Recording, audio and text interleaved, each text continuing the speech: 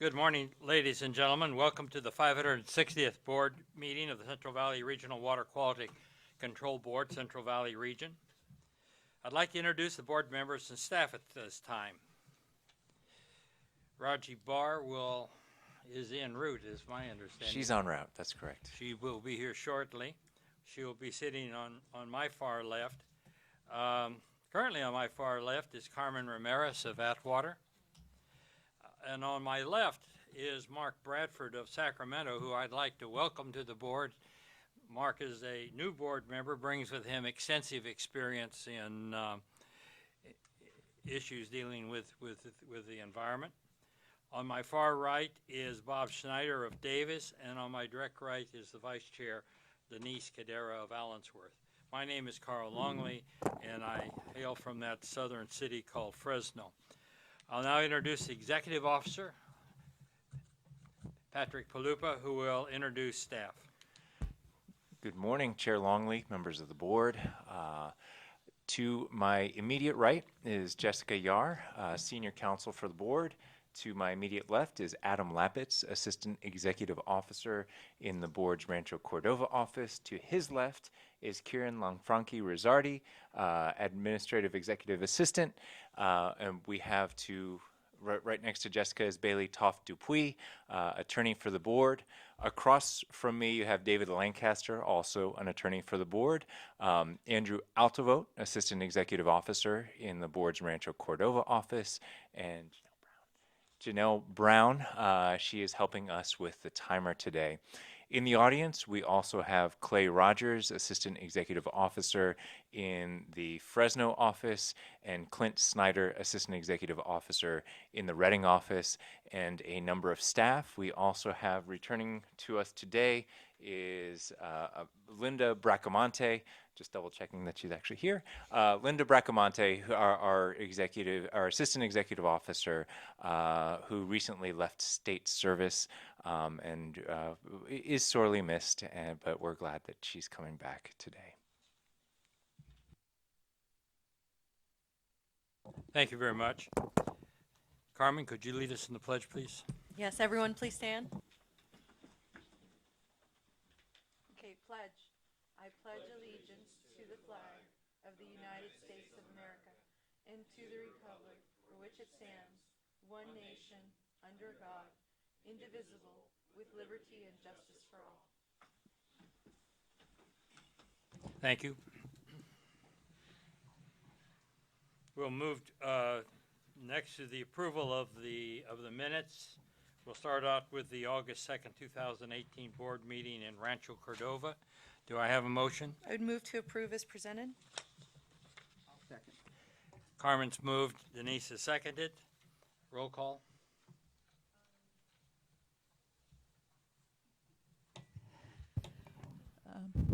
Ms. Ramirez, Yes.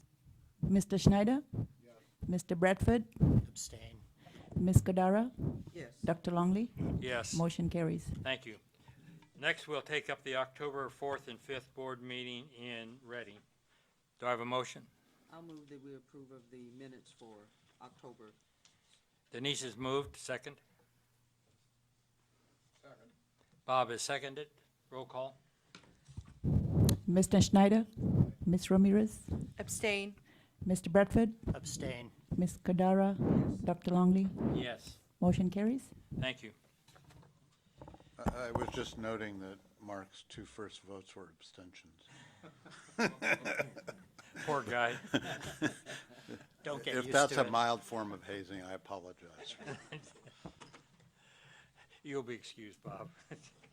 We'll move to agenda item number 2 on meeting procedures. In order to conduct our regional board meetings in a fair and efficient manner, we'll be proceeding in accordance with the meeting procedures that have been provided with a summary agenda and are available here at the staff table and also available upon request. They're also posted on the board's website, and they are summarized on the computer screens during breaks. Any questions or comments regarding these procedures may be directed to Karen Lanfranchi Rizzardi, our administrative assistant sitting here at the staff table. Moving to agenda item 3,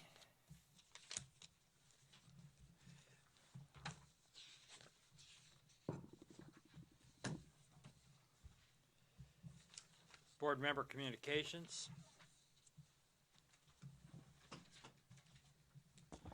I had a couple meetings. I went to a Firescape Mendocino meeting on October 9th, and that was, it's a stakeholder group working on looking at forestry issues with respect to the Mendocino National Forest, including fuel reduction, forest health, jobs in the forest, recreational opportunities, and others. So I've been following this for about 4 years now. And recently we signed on the Tehama RCD, Resource Conservation District, as a financial partner, and I think that's going to really help move things along, especially following the ranch fire, which recently occurred there. I also attended the Clear Lake Blue Ribbon Commission's first meeting. That was on October 10th. And that was set up by legislation from Assembly Member Cecilia Aguirre Curry. It's similar to like the Salton Sea or Tahoe commissions.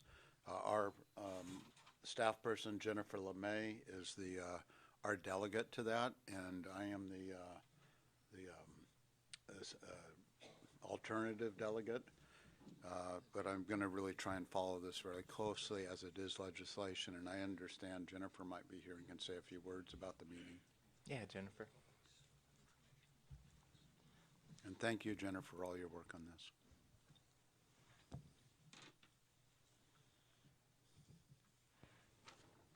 Good morning, Chair Longley and members of the board. Again, I'm Jennifer LeBay. I'm the program manager for the Non-Point Source program.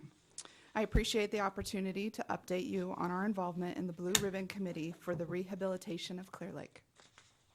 On October 10th, the first meeting of the Blue Ribbon Committee was held in Upper Lake and Lake County.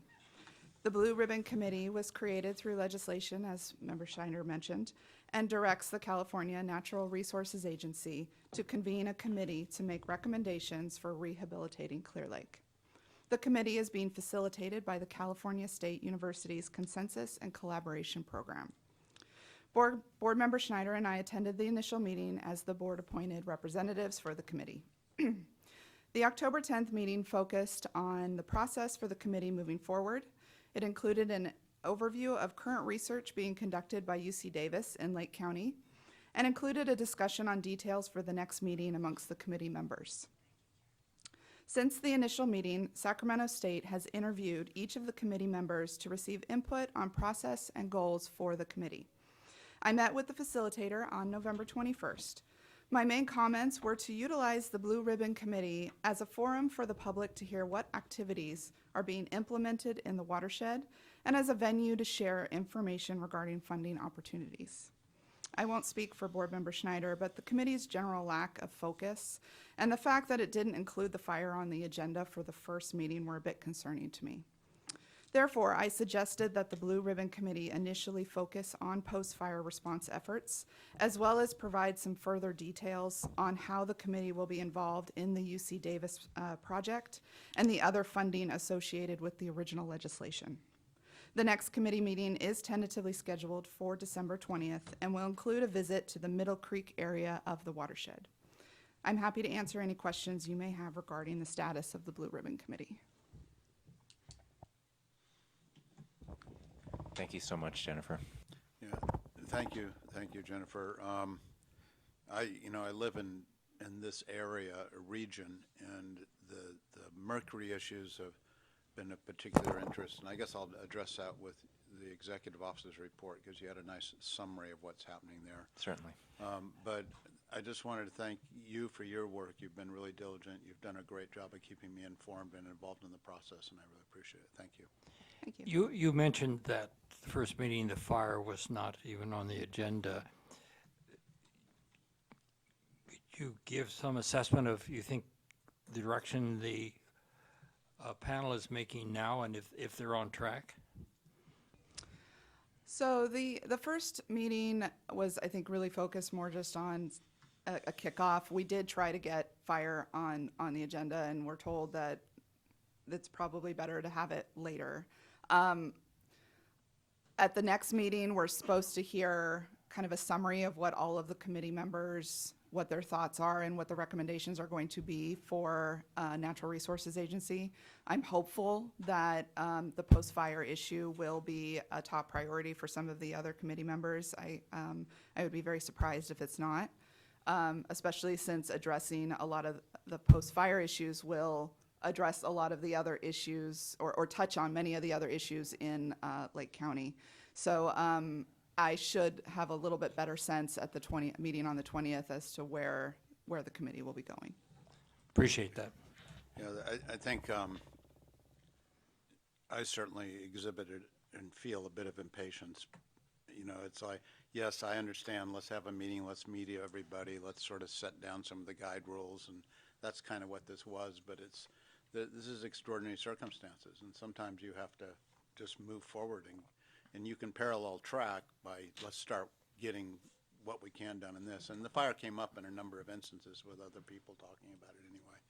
So I'm really welcoming this commission. I really appreciate the work Assemblywoman Cecilia Aguirre-Curry did in putting it together and bringing some money to the table. I think this will be a fairly broad scope.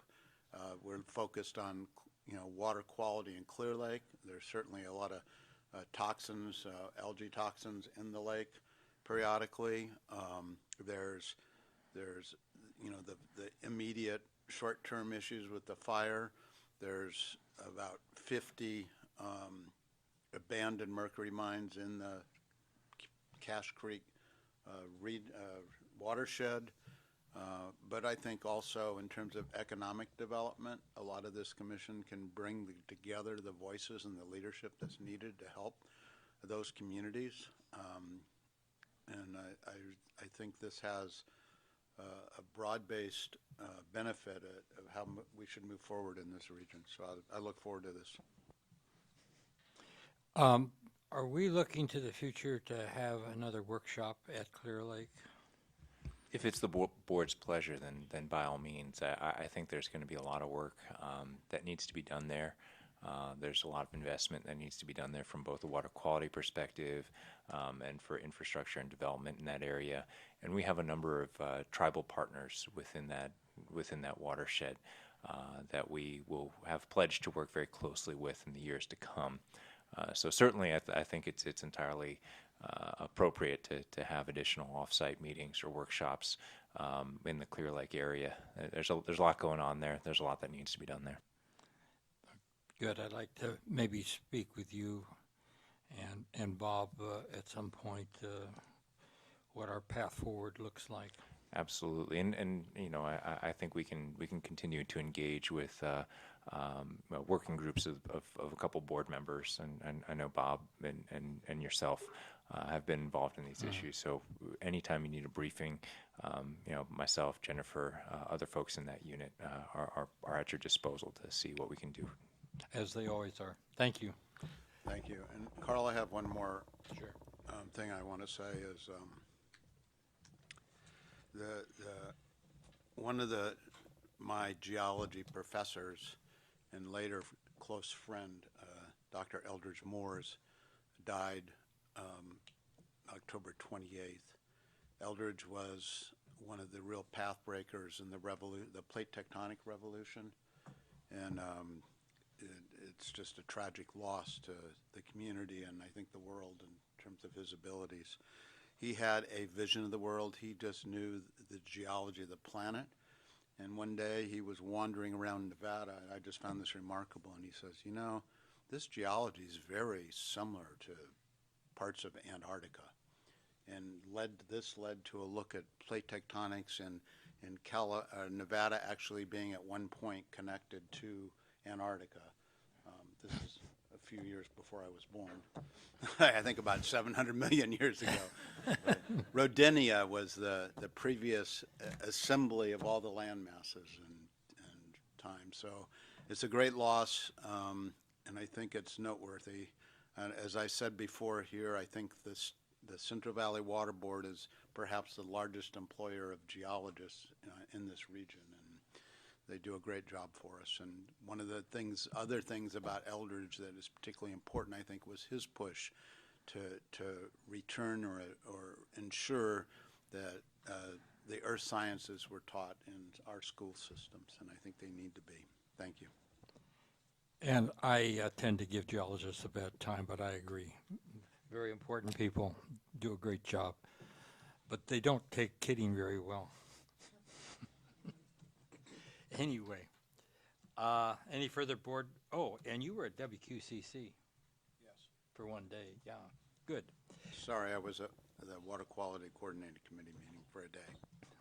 So, moving on, any further board member communications? Oh, first of all, Roger Barr was finally able to join us.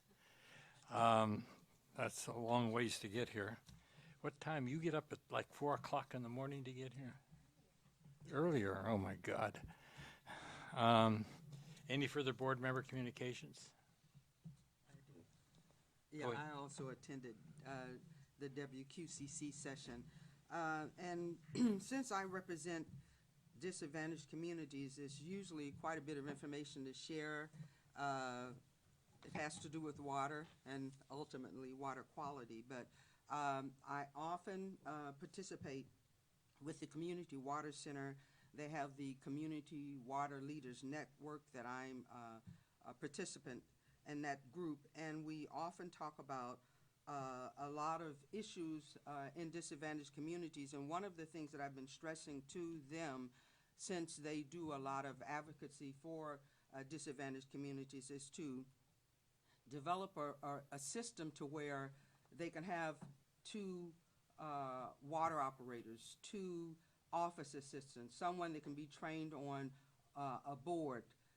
What typically happens is the volunteers in these disadvantaged communities don't have a lot of knowledge in terms of water, and without that, whenever you lose an operator, things kind of fall apart. The monitoring, the sampling of the water, and all of those things, nothing happens because you don't have a backup.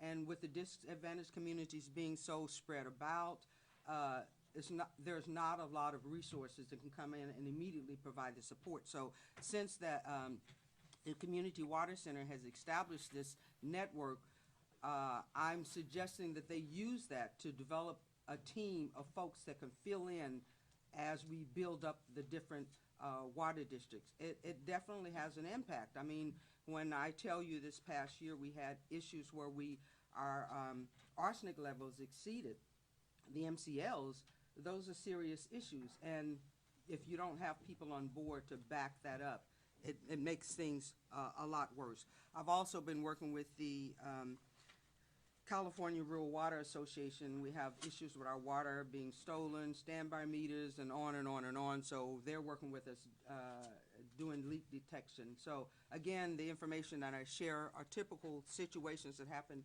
in disadvantaged communities, and I'm happy to report it in hopes that somewhere in this process someone will hear and we will be able to move forward some of the items that are impacting these communities, and there can be some assistance provided. Thank you very much. Thank you, Denise. I moderated a symposium sponsored by Fresno State on arsenic, its occurrence, public health aspects, and control mitigation measures on the 11th of October at Fresno State. I've been an invited participant for UC Davis Prop 50 funded contract focused on consolidation management of nitrate treatment, implementation, demonstration, and affordability assessment. We passed the CV salts basin plan amendments about 5 months ago. They're up at the state board now. A lot of work is going on by staff. Patrick's been very highly involved to also in working with staff at the state board to get them to speed. There was a meeting yesterday. Patrick, Adam, Jessica, Clay. Did I miss anybody from our office? And Littlejohn. Oh, yes, definitely Ann Littlejohn. And I also attended that meeting, a large, huge turnout, standing room only in the room, basically. The rest of the folks being from the state board, except Thomas Harding from Davis was there. There's the path forward particularly for the nitrate part of the basic plan amendments is a path that has to be carefully guided. I think Patrick and staff are doing a great job on that. Briefing of state board members will start to take place in the very near future. And it's critical. This is a program that's going to go on to the end of time, as long as we have human activity in this valley. It's critical to the survival of the valley, and to try to get it right is I think it's in capable hands on our end to make sure that it's capable hands at the state board. What else did I do? Oh, yes, in this room, in about a month ago, 8th of November, there was a food safety panel meeting. The food safety panel addresses the use of produced water from oil production for crop irrigation. And this produced water is from as you've heard before, is from the East Kern oil fields. It tends to be very high quality water. I heard from Clay that it actually meets drinking water standards, although you may not want to drink it. But there are some folks that are in the community that are very concerned about the use of this water for food production. We're going to have in the next several months a final report out from the panel, and if everything holds up based upon sampling, the additional sampling that's being done, we're going to find that this water is safe to use for food production, safe as any water. So that's a very positive finding, but the state board has helped us tremendously on this with funding and support as we go forward. Also participated in the Water Quality Coordinating Committee meeting, and that pretty well summarizes the major activities I've had since the last board meeting. Any further reports? Yes, ma'am.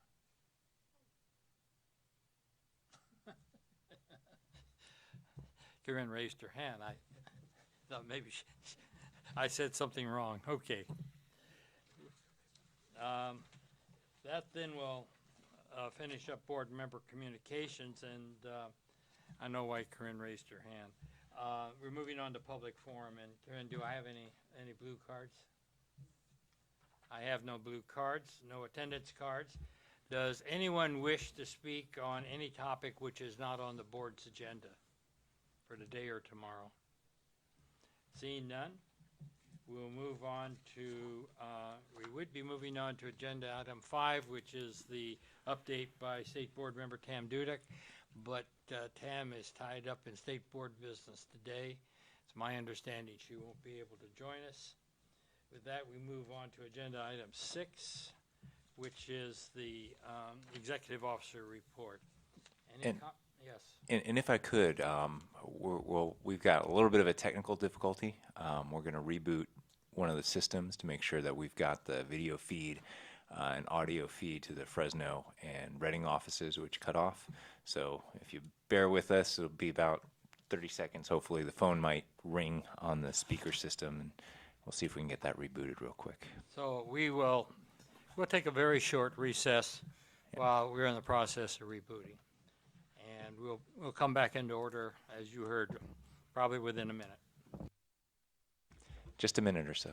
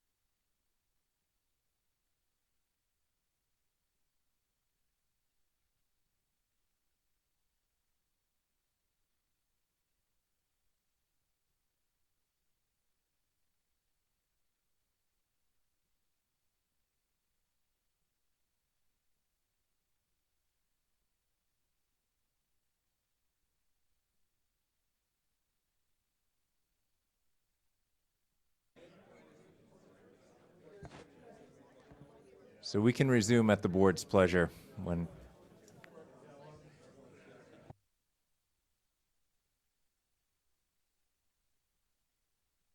We're in good shape.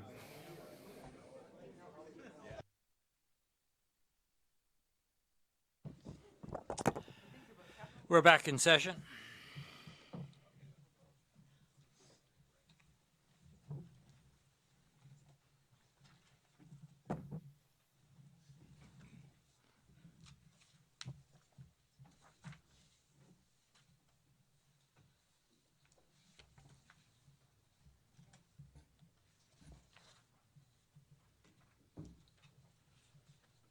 Go ahead. All right. Resuming at item number 6, which is the executive officer's report. I'll discuss a few relevant things in the executive officer's report for the board today. If you have any questions as to other materials, feel free to ask them. After that, we're going to take care of a resolution for Linda Bracamonte and a series of staff recognition awards that actually we're getting to, a few of them that we weren't able to do when we were at our last board meeting up in Reading. So first, kind of talking through some of the issues that are very relevant to right now that are in the executive officer's report. One thing I would bring your attention to is on page 50 of the report. They talk about two things. One is a Steelhead Creek trash cleanup effort. Myself, Adam Lapitz, Kim Sellards, Rich Mull, have been meeting with representatives from the City of Sacramento, County of Sacramento, including their Parks Department, Reclamation District 1000, and the American River Flood Control District, and Department of Fish and Wildlife, all of which to try and find some resolution to some of the very urgent water quality issues and human habitation issues in Steelhead Creek. If you're familiar with the waterway, this is the waterway that parallels Garden Highway through parts of Sacramento, through the north part of the city of Sacramento, right above the grid. And so we've got a lot of people camping in this area. And those issues associated with the homeless concerns are issues that we've been insisting with the county address very sensitively and compassionately. There's also a very urgent human safety issue. If you know the city of Sacramento's flood control systems, when it rains heavily in this city, that area floods. There are people that are rescued from that area each and every rainy year. And so it's extraordinarily dangerous to camp in that area when it's raining hard. The rains will also move a tremendous amount of trash that's accumulated in that area right into the American River, which is and the Sacramento rivers as well, both of which provide the drinking water supply for the city of Sacramento. So these are kind of twin issues that we're working with city-county partners. They work with homeless navigators and other folks to try and get the people in those areas the services that they need. There's been a commitment of resources from a lot of those entities to try and deal with some of the camping concerns in that area in a more proactive manner. It is extraordinarily sensitive in that the city of Sacramento has run out of homeless shelter beds. We were planning on having a operation be conducted where they can get a lot of the homeless folks into city services. The dynamics changed when the services ran out of beds. So we are continuing in our efforts to try and get some of the trash cleaned up in that area without interfering with the folks that are camping in that area, but at the same time trying to get the message out that this is a very dangerous place to be in, particularly when it starts raining here in Sacramento. I wanted to raise that to the board's attention because I think it's an issue that is popping up in this city. It's an issue that's popping up in cities throughout the Central Valley and throughout the state in general. At WQCC, which was mentioned in Carl, Denise, and Bob's statement, we heard from the mayor of the city of San Diego, who said that from his perspective, homelessness is not a problem in the city of San Diego for him. Homelessness is the problem in the city of San Diego for him.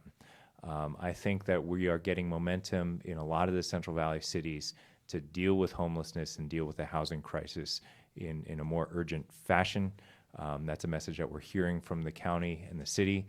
And from a water quality perspective, we're trying to make sure that the folks are dealt with in a very compassionate manner, and that we see what we can do in terms of cleaning up some of the trash and human waste issues that are making their way into the city systems.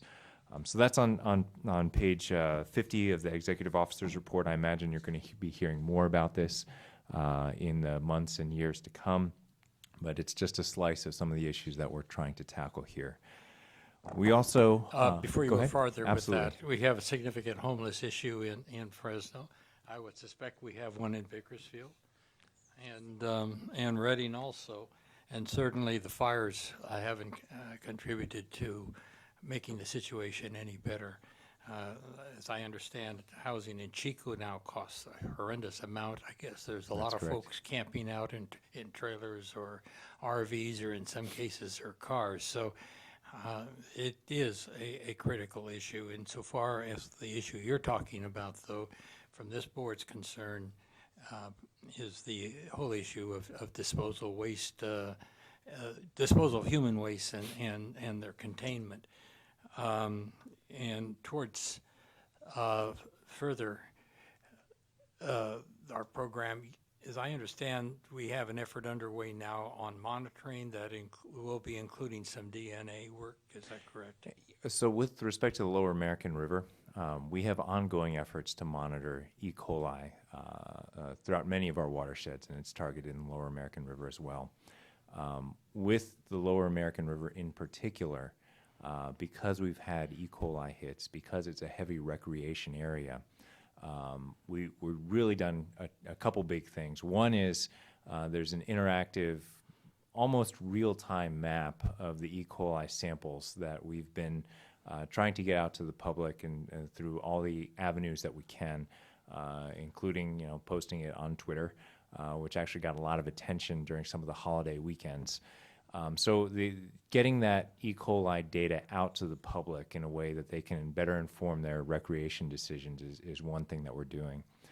On the other side, we're working with Sacramento County Sanitation District, Regional Sanitation District, and with the city and with the San Francisco Estuary Institute to try and develop a work plan for eDNA monitoring within that water system. It's a fascinating technology. It's been deployed in other areas to try and figure out where the E. coli sources are, recognizing that in a dynamic river system like that, you have E. coli sources, some of which are natural, some of which are dogs and cats, some of which are, on occasion you get beavers, you get birds, but some of the most dangerous stuff is stuff from humans. That's the stuff that tends to be most dangerous to causing human health outbreaks. So the goal of this study is to help track down where the E. coli hits are coming from, and if we do find human hits there, what we can possibly do about it, whether it's the storm sewer system contributing, whether it's other sources contributing. We really want to track that down. So that work plan, Adam, correct me if I'm wrong, but it should be finalized within the next few months is what we're looking at, and get sampling done early next year.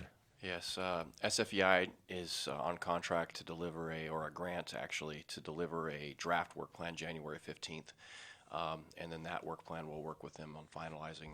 I look to finalize it before, at least we hope to finalize it in the spring and move this thing forward during next summer. And moving also into a discussion of Senate Bill 901. This is having very broad impacts to our timber division.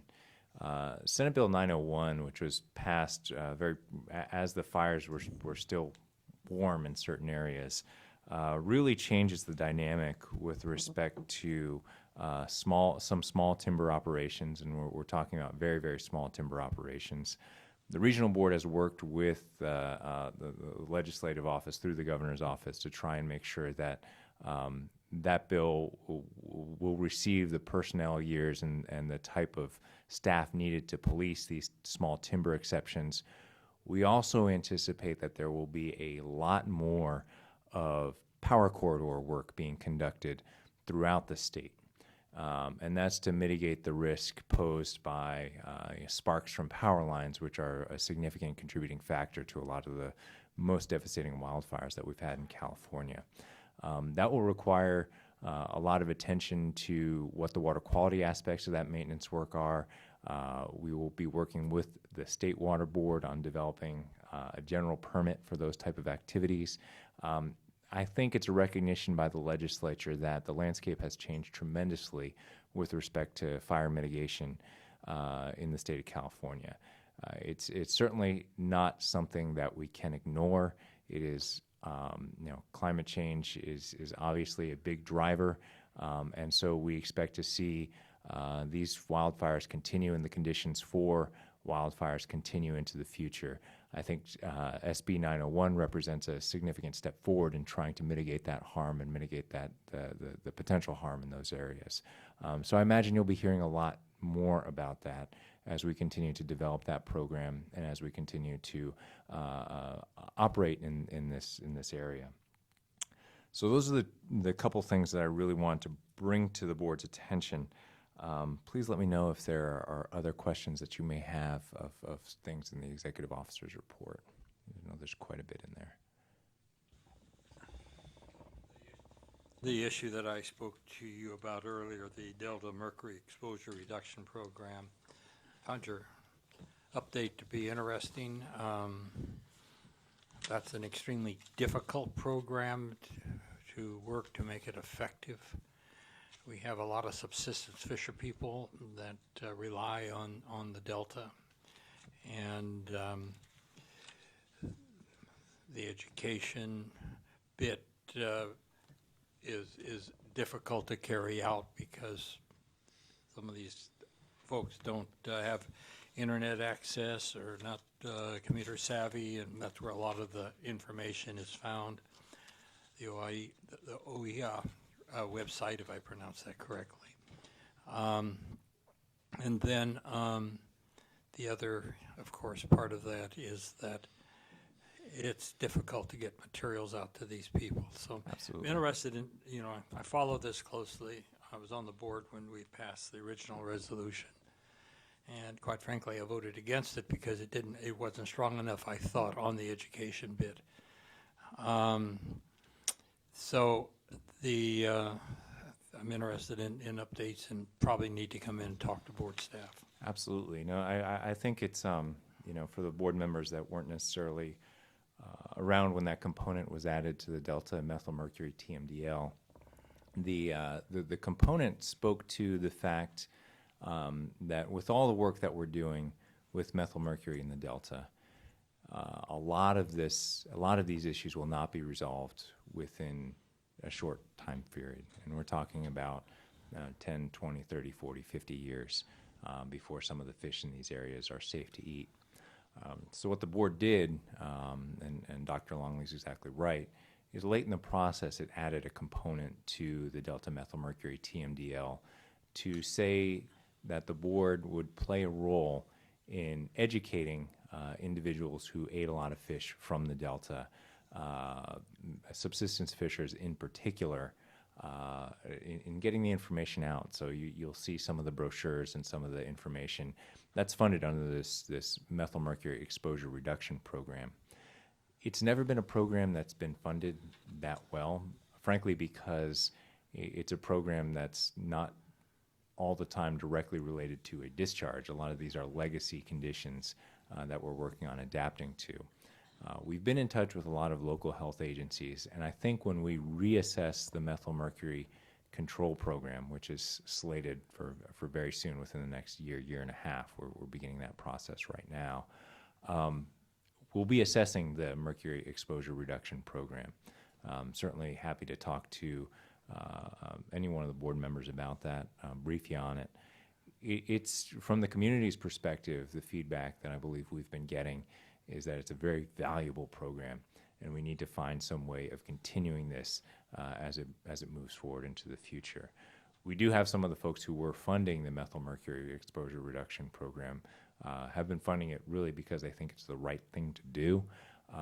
But I think you are actually seeing that the folks who are funding it, particularly the city of Sacramento with their treatment plant, actually knocks out a lot of the methyl mercury. So their contribution is actually falling.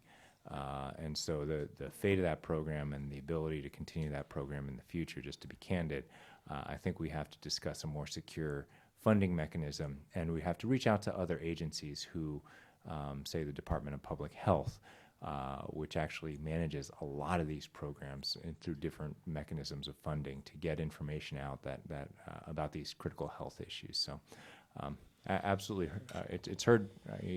I'm hearing the board's comment on this, and we'll make sure to try and get those answers for you. It's interesting to note that particularly during the last 18 years since 2000, this board has taken on a number of programs, and programs such as the Mercury program, SALT, and quite frankly, FORCE, where we're involving to this issue of continual fires, it seems, really don't have any short-term solution.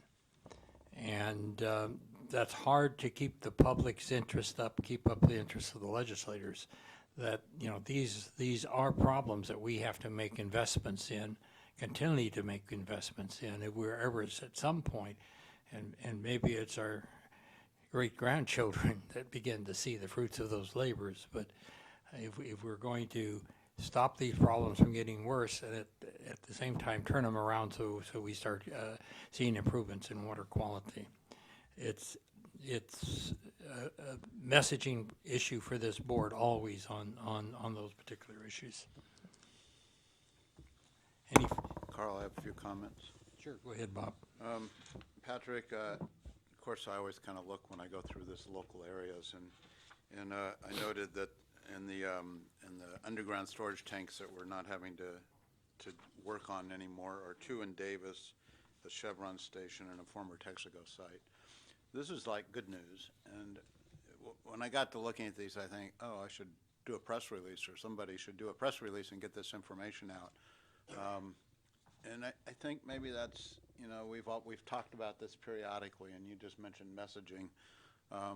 These good news stories are important, and particularly in these trying times, I think. And I don't know, you know, what our capacity is, but I think we should consider, you know, a couple of these every couple of months, just putting out a press release that underlines the fact that, you know, good work is getting done. Yeah. So that was one consideration. And then I was thinking, yeah, but I see those articles sometimes. I see articles our staff sends us stuff when they get contacted, or, you know, I follow like the DWR's water articles, and sometimes there's water quality information in there. And in these reports, because to me, when somebody wants to know what the board's doing, I say look at the executive officer reports, and it might be nice to highlight a couple just press news articles or something. I don't want to make more work for people, but you know, there may be opportunities of that in the future to think about. So that is not a directive by any stretch. It's just an item of consideration.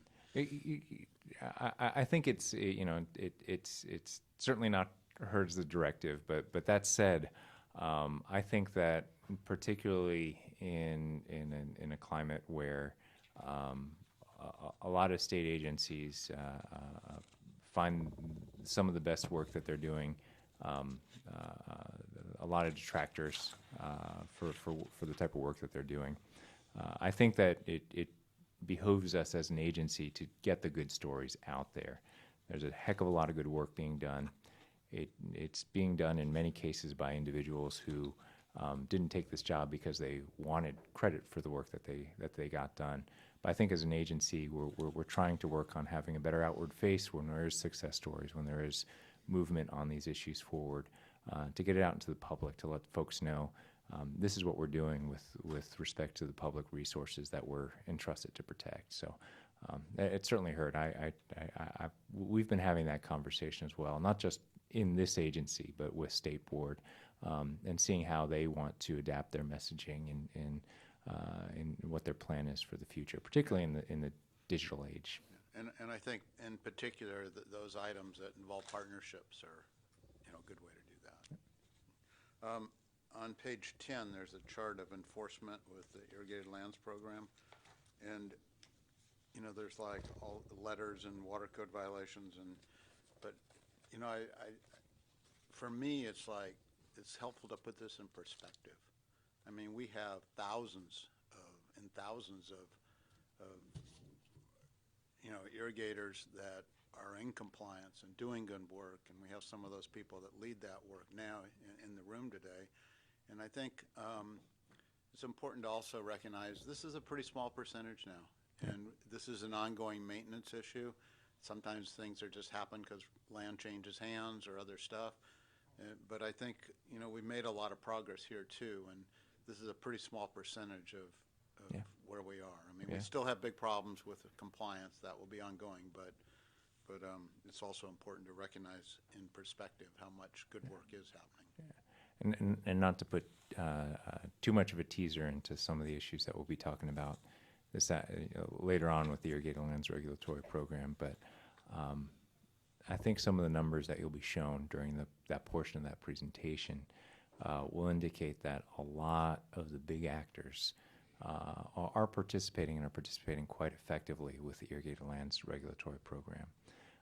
A lot of the really tough enforcement decisions that we have are, frankly, in the potentially tens, if not hundreds of thousands of 10-acre or less parcels. And I think the board is going to be wrestling with that about minimum thresholds and enforcement priorities with respect to that program. Because I think that certainly what you see in the ILRP enforcement actions is that when there's a significant investment of staff resources, it tends to be in those areas where somebody's grown fairly significant amount of acreage and still hasn't come around, and down to medium size, down to smaller. But there are very, very small operations where we're trying to figure out what's the best way to utilize our resources, particularly in the enforcement context in the Irrigated Lands Regulatory Program. Thank you. And I know a lot of those are in cooperation to ensure compliance and fairness within all of the coalition. Absolutely. So I have one other item that I focused on, and I wanted to say thank you for the emphasis on the Mercury programs in the Clear Lake and Cache Creek watersheds. It starts on page 15. And I thought this is a pretty good comprehensive look at what's going on in the Cache Creek watershed. And it's good to see, again, a lot is happening. There's a lot more to do, but with the Blue Ribbon Coalition on Clear Lake, starting, this is a really timely piece. I do want to emphasize again, and I think we've talked about, on Sulphur Creek, Homestake Mining, that's now I think Barrett Mining, went in to do a cleanup on 6 or 7 of the mines, and basically they took the tailings, moved them to a containment area, capped it, and I know they spent a fair bit more than was budgeted, and they just got the job done. And Peggy King, that worked for them at the time, really deserves a lot of credit for helping make that happen. But that was a huge, major Absolutely. project, so Absolutely. it was good to see. Thank you. And for the new board members, actually, Mark, you might have the inside track. I think ERM prepared a lot of that work on that particular site. But if any of the other board members are interested, we've got a presentation that we can share with you that we gave to the board.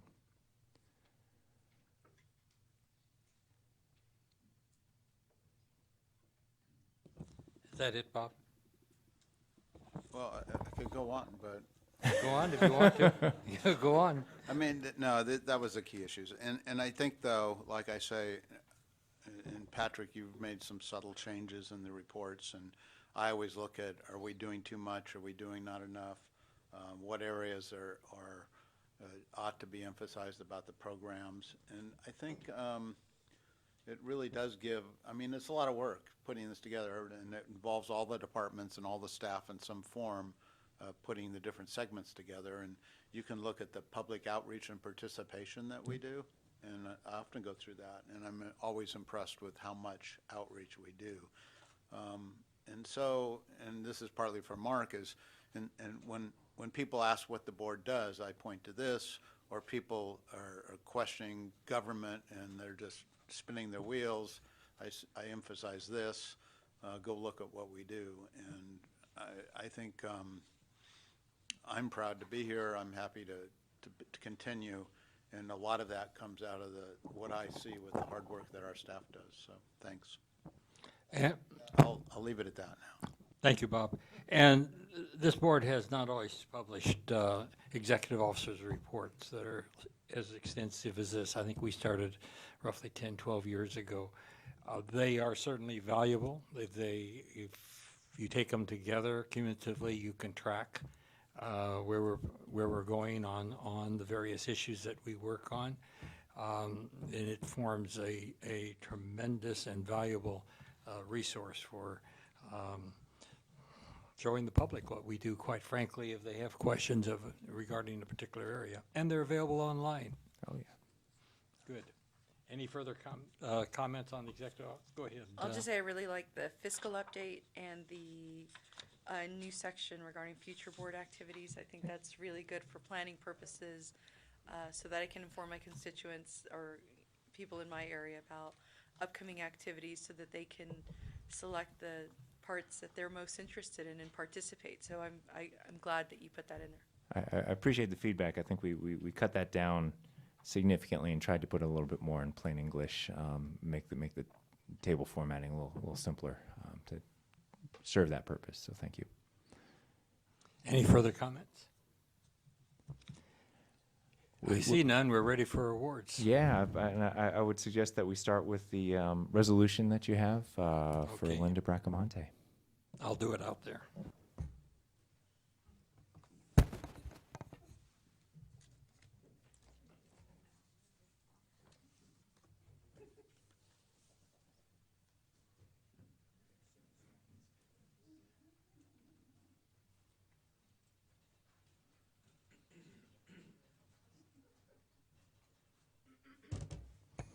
Before I start with the resolution, I'd like to introduce Joe Karkowski. Joe, raise your hand. Joe is Linda's husband, but we know Joe from when he was with the regional board and in charge of the irrigated lands program. I thought I saw your ears perking up a bit when we were talking about irrigated lands.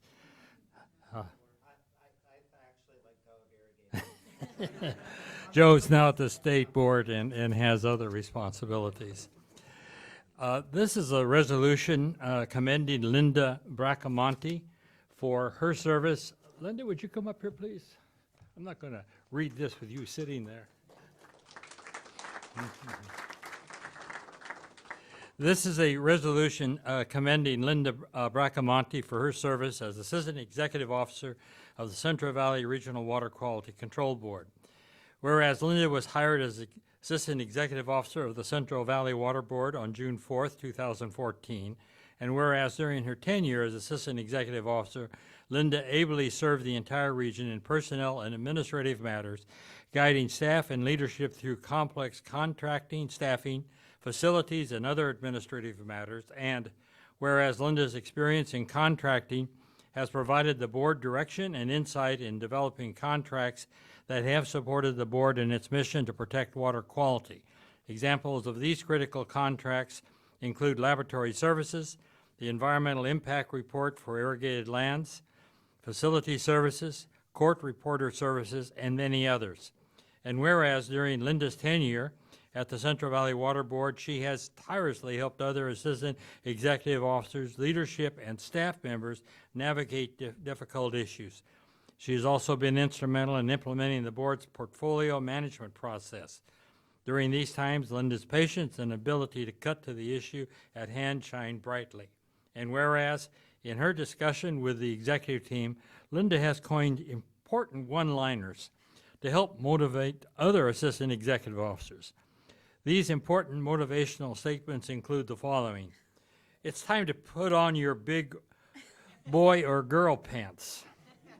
Another one is, who's the boss, applesauce? Another one is, the guilty run when they aren't being chased. Interesting. Whereas over the years, Linda has graced board staff with her talent as a singer by performing during holiday gatherings. And I might point out that after I award this, she's promised to sing a song for us. Also, she would use her lunch break to go and sing the national anthem for the River Cats. And whereas Linda's warm personality, willingness to roll up her sleeves, and supportiveness are highly valued by the board, executive officer, and staff, and she certainly will be missed. Therefore, be it resolved that the members of the Central Valley Regional Water Quality Control Board and its staff respectively extend to Linda, on the occasion of her separation from state service, our sincere thanks and appreciation for a job well done. And be it further resolved that this board and its staff wish Linda and her family only happiness and fulfillment in her separation from state service. So with that, Linda, I would like to award you this. And I think we need a picture up here. Up there. And Patrick, would you join us, please?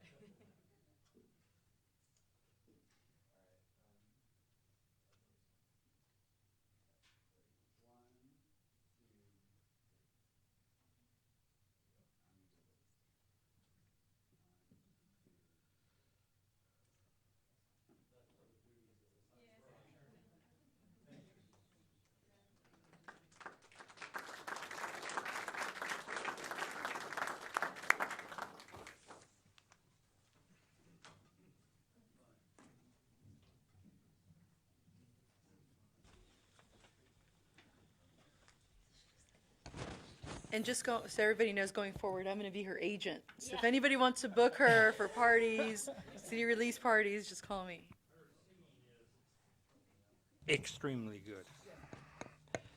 So, we're moving now to agenda item We actually have a number of staff awards Oh, too. okay. Go ahead. Go So, having cleared out all the permitting backlogs, we've got a number of sustained and superior accomplishment award backlogs, and so we've got a number of awards here. A lot of staff that have put a lot of time and effort into various projects. The first Sustained Superior Accomplishment Award, which is one of the highest awards that the state does give out.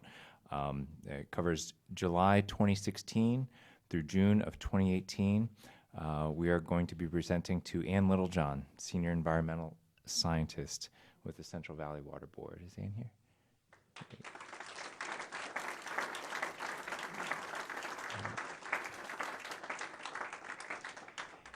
Ann Littlejohn is a senior of the planning unit in our Rancho Cordova office and is a dedicated, hardworking scientist who is skilled at working with diverse stakeholder groups to develop innovative solutions to complicated water quality problems.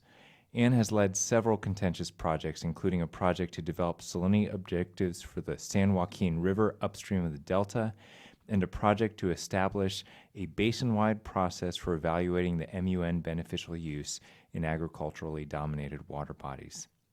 Throughout her work, Ann has demonstrated a dedication to stakeholder engagement, which has helped her staff propose clear, fair, and pragmatic recommendations for the board's consideration. Under Ann's leadership, the Central Valley Water Board adopted both the San Joaquin River salinity objectives and the MUN evaluation amendments by August of 2017. Following the board's adoption of these two projects, Ann redirected her staff to support a proposed Central Valley-wide salt and nitrate control program. The salt and nitrate control program, CV Salts, was a high-priority project that required navigating not only controversial issues associated with the main policy, but also many ancillary controversies related to several supporting policies, including a revised variance and exception policy, a new drought and conservation policy, a new offsets policy, and a new policy affecting the application of secondary maximum contaminant levels. Ann's effort helped advance a 12-year stakeholder process that will support the environmental and economic sustainability of the Central Valley. Even while taking on these efforts, Ann has been serving as the program manager of the Central Valley's Surface Water Ambient Monitoring Program, or SWAMP. Under Ann's direction, SWAMP has provided additional staff and laboratory resources to all three offices, streamlined the collection of ambient water quality samples, expanded the scope of the Safe to Swim monitoring project, and supported verification monitoring for cyanobacteria hazardous algae blooms. Ann and her staff have also initiated community engagement efforts to address elevated indicator bacteria levels along the American River. Ann brings a positive and genuine attitude to all her day-to-day activities, which makes her a key contributor to board initiatives as well as a pleasure to have on any team effort. And I truly have had a great experience working with Ann on CV Salts and a number of projects, and it is with pleasure that I give her this award. And board members typically don't get to observe staff on a day-to-day basis, but I've been watching Ann with CV Salt since I'm pretty close to that program. And when we lost Jeannie Chillicott to retirement, there was no fear. Ann stepped in, and as what I've been seeing is doing a tremendous job, and thank you, Ann, for that.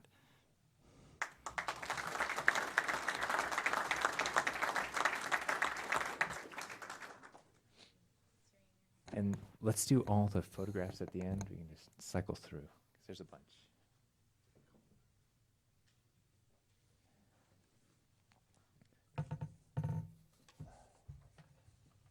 We're presenting this significant certificate of recognition to Matt Scroggins. Matt has been an employee in the Fresno office for 19 years.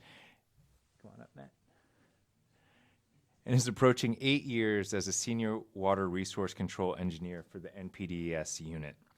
Matt is receiving this award for his hard work at managing staff and spending extra time in the office to complete his numerous tasks. He has successfully reduced the backlog of expired NPDES permits, assisted with major revisions to the NPDES permit template, and responds to inquiries from the public in a timely manner. He handles issues with staff and discharges with a calm demeanor. He consistently reports to the NPDES program manager about the status of the Fresno projects and ensures staff meet expectations and are productive. In addition to his NPDES responsibilities, he also manages staff that handle stormwater and 401 certifications. Matt has recently encountered several vacancies within his unit that he has managed to fill quickly and effectively. Tasks included drafting vacancy announcements, scheduling and completing interviews, and working with the hiring team to identify the most qualified applicants. Matt was able to fill these vacancies and provide a seamless transition within the unit and has completed an outstanding job of onboarding new staff. One of the vacancies was for a staff member within his unit that Matt has mentored to become a senior. Matt has an institutional history of our office and is a go-to person for a variety of questions. He has a good rapport with stakeholders and is an asset to the office. Matt is a reliable and professional staff member and is very deserving of this award. And I will say, working with Matt as an attorney, I knew when I sent a question over to him, it was one of the quickest response times that I would get from any particular unit, and really effective negotiation. I know, Carmen, you frequently ask, have the dischargers been informed of these decisions? Usually it's Matt is the guy who has been talking with the dischargers and figuring out a creative and reasonable way forward for the benefit of water quality. It's great working with Matt, and it's my pleasure to give him this award.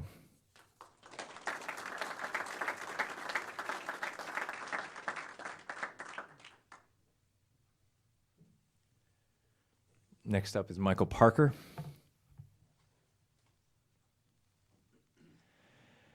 Michael Parker is an engineering geologist in the Reading Cannabis Regulatory and Enforcement Unit and is being recognized for his outstanding work and performance. Michael joined the Central Valley Water Board in December 2016 and has worked in the cannabis program ever since. In that short time, Michael has made considerable contributions to the Reading Cannabis Regulatory and Enforcement Unit and to the Central Valley Water Board's cannabis program as a whole. When initially hired, Michael quickly drove into learning both programming and enforcement aspects of the newly formed cannabis program, ultimately taking a lead role in reviewing and processing several hundred backlogged applications shortly after being hired. In addition to performing permitting actions in the Reading office, Michael concurrently worked as the lead on several enforcement actions and assisted with a long-term water quality study with the Department of Fish and Wildlife within his first year. The Central Valley Cannabis Program has grown substantially since Michael was first hired, and without hesitation, Michael readily took on the training and mentoring of new staff, both in the Reading office and in the Rancho Cordova office, despite having a heavy workload of his own. Michael has quickly become a go-to person in the Reading office and has continually been willing to assist other staff in whatever capacity he can. Michael has aided in the planning and implementation of 2 large-scale environmental enforcement efforts in the summers of 2017 and 2018, which required extensive coordination and the ability to work well with large groups of people, at which he excelled. In addition to his core work, Michael has recently served as a lead non-point source representative for assessing damage and aiding in recovery efforts from the Carr fire. Michael is required to balance numerous priorities and time schedules in his position. He has an outstanding work ethic and attitude and has been an integral team member for the Central Valley Water Board's cannabis program and the Reading office as a whole. The Central Valley Water Board is fortunate to have Michael as part of his staff and greatly appreciates his contributions. And I will say, kind of working with the cannabis program as it came around, you hear a lot of positive, from my position, you hear a lot of positive feedback about staff. I've gotten positive feedback from the Office of Enforcement, from Griffin, from Clint, from everybody who's worked with Michael. And I'm very grateful of all the work that you do, appreciative of the work that you do, and it's with my pleasure that I give you this award here today.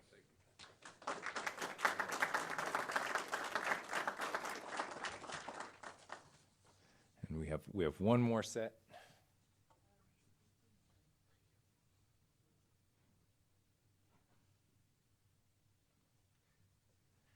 These aren't individual awards here, so we're not going to be here till lunch. But this is an exceptionally meaningful certificate of recognition. It's a group award for the post-fire response team. The following staff have been nominated for a Gold Group Superior Accomplishment Award. The group includes Rich Mull, Senior Environmental Scientist, Jorge Beltran, Water Resources Control Engineer, Scott Peru, Environmental Scientist, Jeff Tierney, Water Resources Control Engineer, Taryn Sahota, Environmental Scientist, Steve Rosenbaum, Senior Engineering Geologist, Cindy Aoyang, Environmental Scientist, and Christine Job, Environmental Scientist. And if you guys could come up.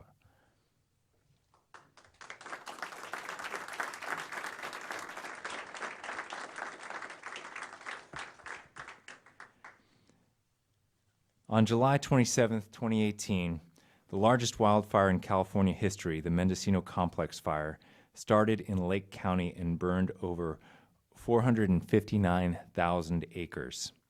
The fire burned extensive areas and watersheds that are tributaries to Clear Lake, a drinking water source for tens of thousands of residents in the disadvantaged communities of Lake County. Watersheds impacted by wildfires often have increased post-fire runoff and erosion, which can degrade water quality through increases in turbidity, organic carbon, nutrients, and other constituents. The Central Valley Regional Board's post-fire response team conducted field assessments to identify areas that need stabilization, secured funding for the installation of erosion and sediment controls, worked closely with local, federal, and state partners, as well as neighboring tribes, and are continuing to work on securing funding for laboratory analysis of surface water samples. Staff worked long hours to assess watersheds and initiate an erosion and sediment control installation contract prior to the start of the rainy season. And I think everybody you see in front of you jumped at the opportunity to take these tasks on in addition to much of their regular core work. It is incredible to the degree at which the Central Valley Water Board staff responded to the fires in this area. And in some cases, folks who were personally impacted still volunteered. I'll add, in addition to this group, there are other groups that have committed time and resources and energy, but this group really stood out for, in particular, its work at the Mendocino Complex fire. So thank you very much to all of you.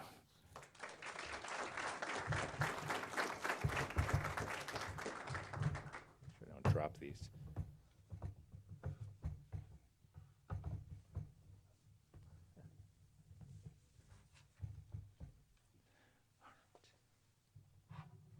That's the problem.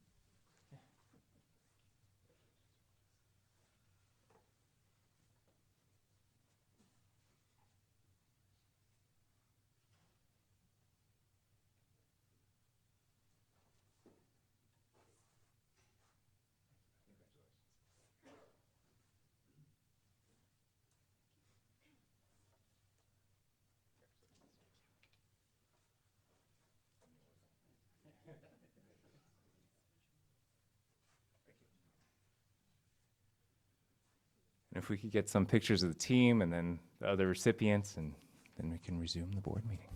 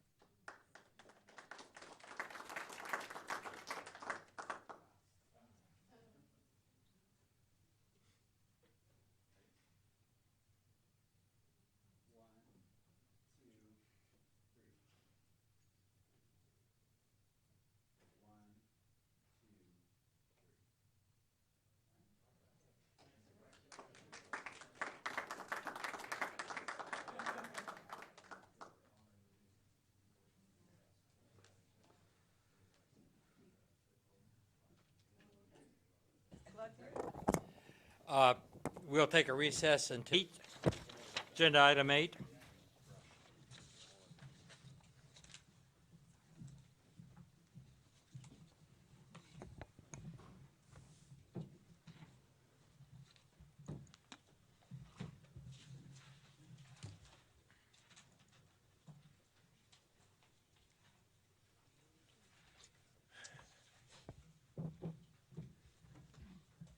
This is the time and place for a hearing to consider a resolution approving requisition of Proposition 1 grant funding for monitoring of harmful algal blooms, toxins, and benthic organisms.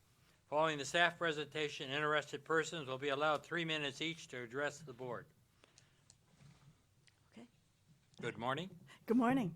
Good morning, Chairman Longley and members of the board. I We'll am now- Jan. Right, and I should say we'll now begin with the staff Oh, okay. presentation. I'm Go ahead. sorry.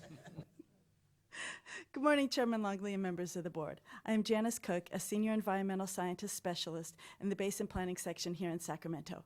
I am going to present to you information about a harmful algae monitoring project that was recently awarded state grant funds. At the end, I will ask you to consider a resolution to allow the Central Valley Water Board to accept the grant and continue work with the project partners. So, harmful algae are a priority for this board throughout the region. We heard discussion of Clear Lake. It's also a priority in the Delta. Filling information gaps about harmful algae is one of the top topics in the Delta Nutrient Research Plan, which this board accepted back in August. So first I'll give a little bit of background on cyanobacteria, harmful algae, then describe the grant program, and then the specific project. So, blue-green algae are actually bacteria. They are capable of photosynthesis, so they use light to make energy. They have pigments that register in the blue-green range, hence the name. There are many, many different species. They're ubiquitous, and in the aquatic environment, they're found in marine, brackish, and freshwater. And they actually have some good environmental services. I won't discuss those, but the harmful comes in when we have an excess growth of blue-green algae, and they form mats or extensive colonies that impair use of water systems. Also, some cyanobacteria produce chemicals that are harmful to both humans and wildlife species. And I want to acknowledge my colleague Christine Job. She took all of the photos, either the site photos and the microscope photos in this presentation. Okay. There are several major factors that control when we have a cyanobacteria bloom. One of these is an adequate supply of nutrients, namely nitrogen and phosphorus. The second is an abundance of light, and that's controlled by how much sunlight and also the water clarity. A third is long water residence time and limited mixing. The most common cyanobacteria species found in the genus found in the Delta, the Microcystis, they actually are relatively slow growing. So you need a long water residence times for the cells to reproduce, the colonies to form, and then the scum to form. And then the fourth is high water temperature. Delta researchers at DWR have observed a threshold that we see harmful algal blooms capable of forming when the water temperature is 66 degrees or more. And unfortunately, the high water temperatures, they don't just promote all of the bacterial growth. It's high temperatures are actually unfavorable for some of the desirable species that we would want in the Delta.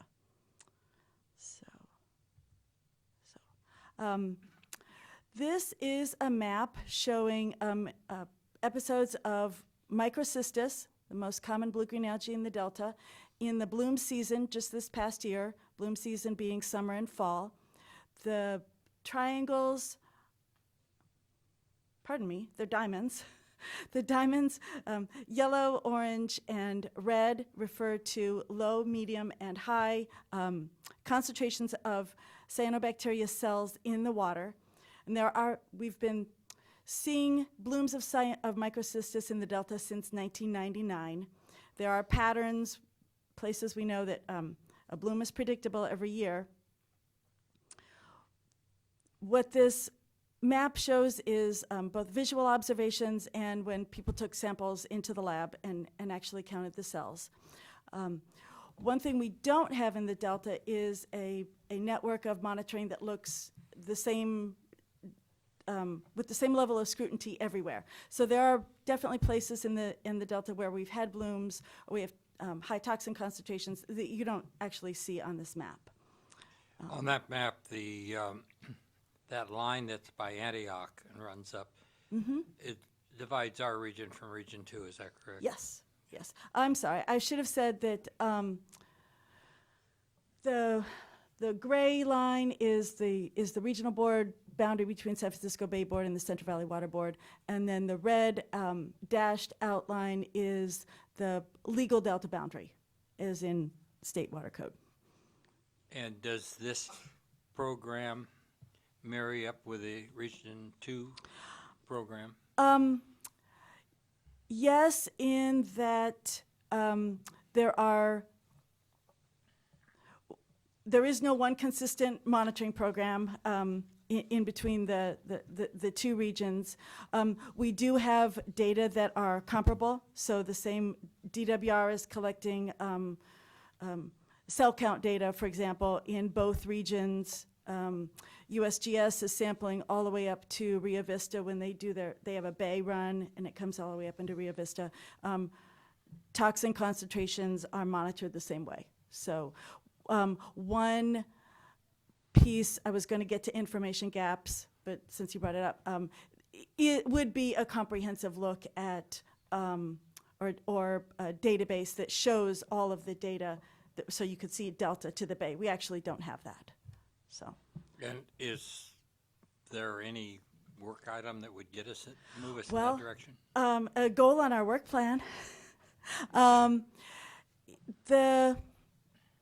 And it's actually something that we could work on with between the Delta, now that the Delta Regional Monitoring Program, they did a lot of work on assessing nutrient trends. The next few years projects aren't set yet, but both regional monitoring programs have an interest in learning more and about the harmful algae. I would say Region 2 is ahead of us, that you see some of that data put out in documents like the Pulse of the Bay. Okay, So, thank you. So in addition to data display and connectivity between the regions, another data gap that we have is actually assessing our risks to people and wildlife from the excuse me, the toxin concentrations. This map doesn't show us anything about toxins. The blooms, you can have a bloom and you don't necessarily know the toxin concentration just by the severity of the bloom. So the proposal that I'm about to talk to you about is related to risks of the cyanobacteria toxins. Okay, so next, just about a little bit about the grant program. The Delta Water Quality and Ecosystem Restoration Grant Program is supported by funds from the Water Bond of 2014, also called Proposition 1. In Prop 1, voters approved a total of $7.5 billion for water-related activities. And there are various state agencies distributing Prop 1 funds. Actually, State Water Resources Control Board distributes some of those related to drinking water. In Prop 1, some of the funds are administered by the California Department of Fish and Wildlife, and there were specifically about $87.5 million set aside for projects that benefit the Delta. And for those Delta projects, the focus areas are water quality, ecosystem restoration, and fishery improvements. The grants were awarded through a competitive review process, so we had to submit a proposal, and it was reviewed by a scientific panel. And to my knowledge, this is the first Prop 1 project that a Central Valley Water Board has been involved in. Okay. So now about the project itself. The title is there. We're looking at cyanobacteria toxins in fresh and estuarine or brackish water invertebrates. These are clams and crayfish, and what their risks are for human and wildlife health. I can't claim credit for writing the grant proposal. I had some excellent partners, particularly a limnologist and algal bloom expert from a consulting company, Robertson Bryan. She will be involved in the project. Our analyses, our laboratory analyses will be provided by Ben Genetics, it's a local analytical laboratory, sampling support through the Fishery Foundation of California, and the colleagues in the Nutrient Management Program at the San Francisco Estuary Institute are planning to be involved in data analysis interpretation. The project will begin in 2019 when the contracts are put in place, and it will end in April of 2022. The contracts are actually not yet executed. The resolution that's before you is a piece in the contracting process because Department of Fish and Wildlife has asked for a resolution from the recipient entities, just to show that, yes, they're willing to receive the money and they're committed to the work. Okay. And the images here are, may not surprise you. The top one is from the Stockton waterfront back in August, and the middle and the bottom one are from Discovery Bay in October. Okay. The project has 4 objectives. First, we want to look at the timing, the distribution across the delta, and concentrations of algal toxins in clams and other organisms.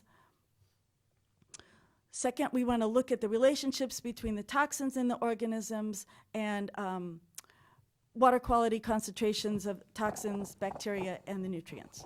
You made the comment earlier that the concentration of toxins is not directly necessarily related to the concentration of cells. It's true. Is there an event or type of environmental condition, possibly stress, on these cyanobacteria that causes a release of toxins? It's environmental conditions determine how much, in part, how much toxin is produced and released. We've also seen differences actually in the strains of Microcystis. Some have the DNA components that lead to toxin production, some don't. So these factors are going to be incorporated into these objectives? We won't be doing, this project did not have enough money to do a lot of the genomic testing. So it's really a first look at what are the concentrations of toxins in the organisms, because all we have are preliminary information on that for organisms in the delta. So I would say that was our primary objective. It's actually objective 1 and then objective 3 to evaluate the risks. While we're out there collecting samples, we'd be remiss not to be doing some water as well. So to the extent that we can, we will be relating the concentrations in the organisms to then what do we see in the water column. And part of that is timing. The cells release toxins when they're dying, when they lyse. So is there a time lag? Is there a geographic lag because the tides are carrying it downstream? Some of those things we'll be able to look at in this study. So Water temperature. and water temperature. Yeah. Okay, good. Okay. So we will be looking at the concentrations and comparing them with risk levels. And then the fourth one is to coordinate with other programs, Department of Water Resources, our regional monitoring programs, USGS, regarding future monitoring. Okay. The map on the right shows our sampling sites as green dots. We have selected 10 sites that we will be visiting over 2 years. In the winter season, we'll go there once a month. In the bloom season, twice a month, collecting both water and then clam and crayfish samples at each one. Okay. And finally, on the budget, the total grant award is for just $612,000. This will be used for 3 tasks. The sample collection, laboratory analyses, and then project management, our data evaluation, and report preparation. The services from the Central Valley Water Board staff time for both involvement in the project and contracting will be provided. It's planned to provide that in kind, and also the time from colleagues at San Francisco Estuary Institute for the data interpretation, that will also be in kind. So the estimate for $160,000, we estimated about how much those in-kind services were valued at. So what we're really doing here is leveraging my time. I'm going to be working on the Delta Nutrient Research Plan anyway, and part of harmful algae are a key part of that. So we found extra money to add to our data set.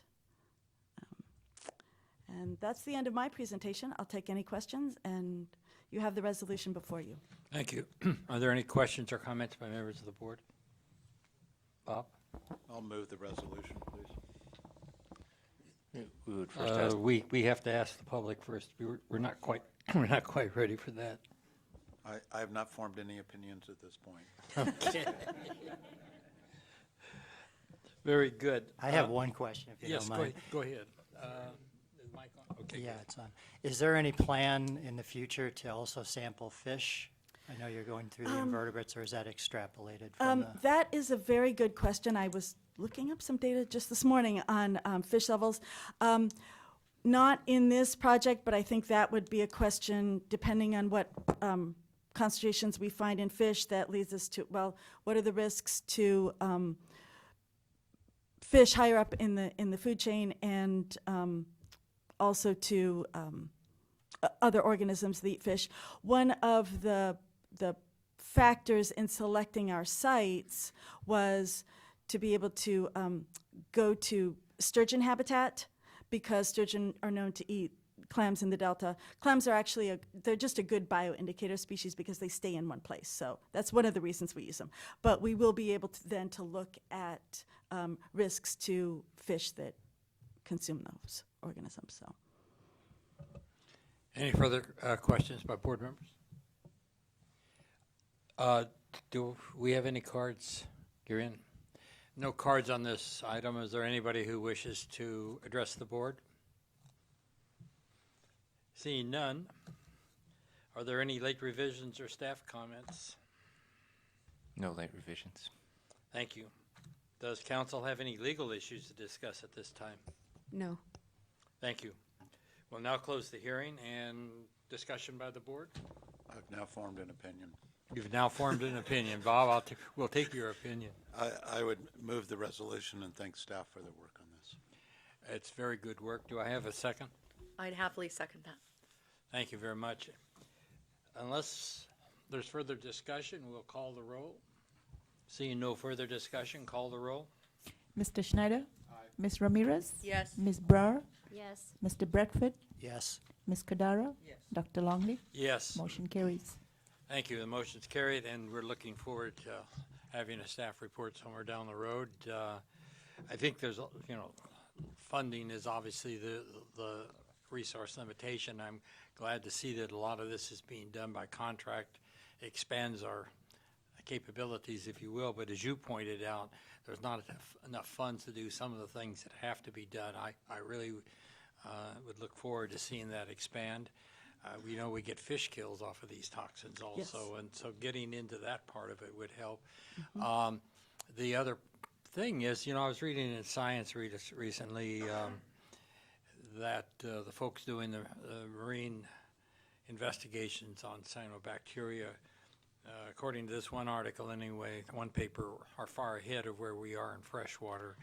And the author was claiming there's a lot to be learned from what the marine people are doing. It's a whole different world, of course, when you're working in a marine environment, and they use a lot of robots, aquatic robots. I don't know what their application is. This isn't the place and time to discuss that, but possibly we can discuss that in the future. Much more to be done. You're right. Much more to be Thank done. you. Thank you very much. We'll move next to item 7 on the agenda. At this time, the board will hear an update on the Irrigated Lands Program implementation of the State Water Board's East San Joaquin petition order. This is an information item only, and no action will be taken, although the board may ask questions and provide direction to staff. After the staff presentation, interested persons will then be allowed 3 minutes each to address the board, and we'll now hear the presentation.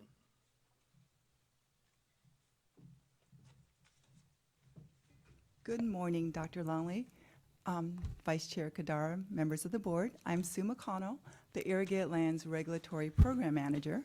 With me are Susan Fergain and Bob Ditto, two senior environmental scientists in the program, and we all work in the Rancho Cordova office. So I'll start the presentation with some background of the Irrigated Lands Program and then move to the focus of our discussion, which is the implementation activities associated with the East San Joaquin Petition Order. As required by the petition order, we are in the process of updating the other Irrigated Lands Coalition-Based General Waste Discharge Requirements, or WDRs, also referred to as general orders. So, Sue, Yeah. if I just stop you, maybe if we could just have about 1 minute of background, that we did adopt an order for the East San Joaquin. And you can add details of it that I don't have, but that order was petitioned to the state board. And if you give us that bit, I would appreciate it. It's coming up. Thank it's you. coming Thank up. you for the Excuse lead-in me. to I'm the sorry. slide. No, that's perfect. So the other major petition order implementation activities include development of an on-farm drinking water well monitoring program, which Bob will discuss, initiating an external expert review of the East San Joaquin surface water monitoring framework, which Susan will discuss, and then I'll wrap up the presentation with an update on the program enrollment status. To orient our new board member and to provide context for the East San Joaquin Petition Order implementation activities, Bob and Susan will also provide overviews of their units during the presentation. So the Irrigated Lands Program has the goal of ensuring that irrigated lands discharges are protective of water quality and don't impact the beneficial uses of water. Irrigated lands activities in our region cover about 75% of the state's irrigated agricultural acreage, which is over 6 million acres. We regulate the irrigated lands discharges using 9 general waste discharge requirements with assistance from 14 agricultural water quality coalitions. The program covers all commercial irrigated lands. That includes irrigated pasture, nurseries, rice, and wetlands. Our general waste discharge requirements typically apply to groups of growers within a geographic area. There are 7 geographic and 1 commodity-specific general waste discharge requirements for growers that participate in coalitions. There's also a general order for growers who choose to be regulated individually.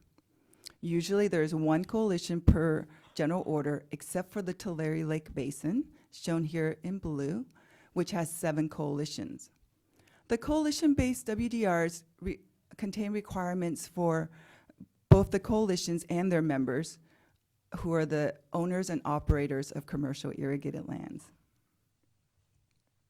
So the growers are ultimately responsible for compliance, first by obtaining coverage and then by complying with the WDRs. They must implement management practices that are protective of both surface and groundwater quality. And in lieu of farm-specific water quality monitoring, the growers are required to prepare plans and submit reports on their practices to demonstrate compliance with the order requirements. Grower plans and reports are template-based. They're essentially worksheets that guide the growers through the process. Some grower plans stay on farm, while others are submitted to the coalitions, who then compile that information for the water boards. Coalitions represent growers and assist their members with compliance. They act as intermediaries between the growers and the water board, with the primary responsibility of informing the growers of the requirements and what they need to do to comply. Coalitions do not enforce our WDRs. They don't inspect or monitor individual member operations or discharges to determine if the member is complying with our orders. While they don't enforce our WDRs, coalitions do have responsibilities. Coalitions are responsible for fulfilling regional requirements and for establishing existing conditions. They conduct regional surface and groundwater monitoring. They also develop and work with growers to implement management plans to address surface and groundwater quality issues. Coalitions need to work cooperatively with the Water Board and meet the requirements of the WDRs. And while coalitions do not assess compliance or enforce the WDRs, they are required to provide information we need to proceed with enforcement on members who are out of compliance. So this includes providing the status of member report submittal and participation in required outreach. Okay, so we're going to focus on the East San Joaquin Coalition because they're the most directly and immediately affected by the petition order. On the map, the East San Joaquin Coalition is the green coalition with the red outline. Appropriate colors for the season. It's about, has about 700,000 irrigated acres and 3,500 members. In December 2012, the first Irrigated Lands General Order was adopted for this coalition area. The order was petitioned in January 2013 by 3 different petitioners. And in response to those petitions, the State Board adopted an order in February of this year, which I've been referring to as the petition order. The petition order updated the East San Joaquin WDRs and included requirements for the Central Valley Board's Irrigated Lands Regulatory Program. It also deemed certain order requirements precedential, which means they need to be included in all irrigated lands programs statewide. So one of the key issues for the petition order is addressing nitrates in groundwater. Elevated nitrogen concentrations can have a significant impact on making water unsafe to drink. It can interfere with the blood's ability to carry oxygen and cause a condition called blue baby syndrome, or methemoglobinemia. Another significant concern is that elevated nitrogen concentrations have more dramatically impacted disadvantaged communities.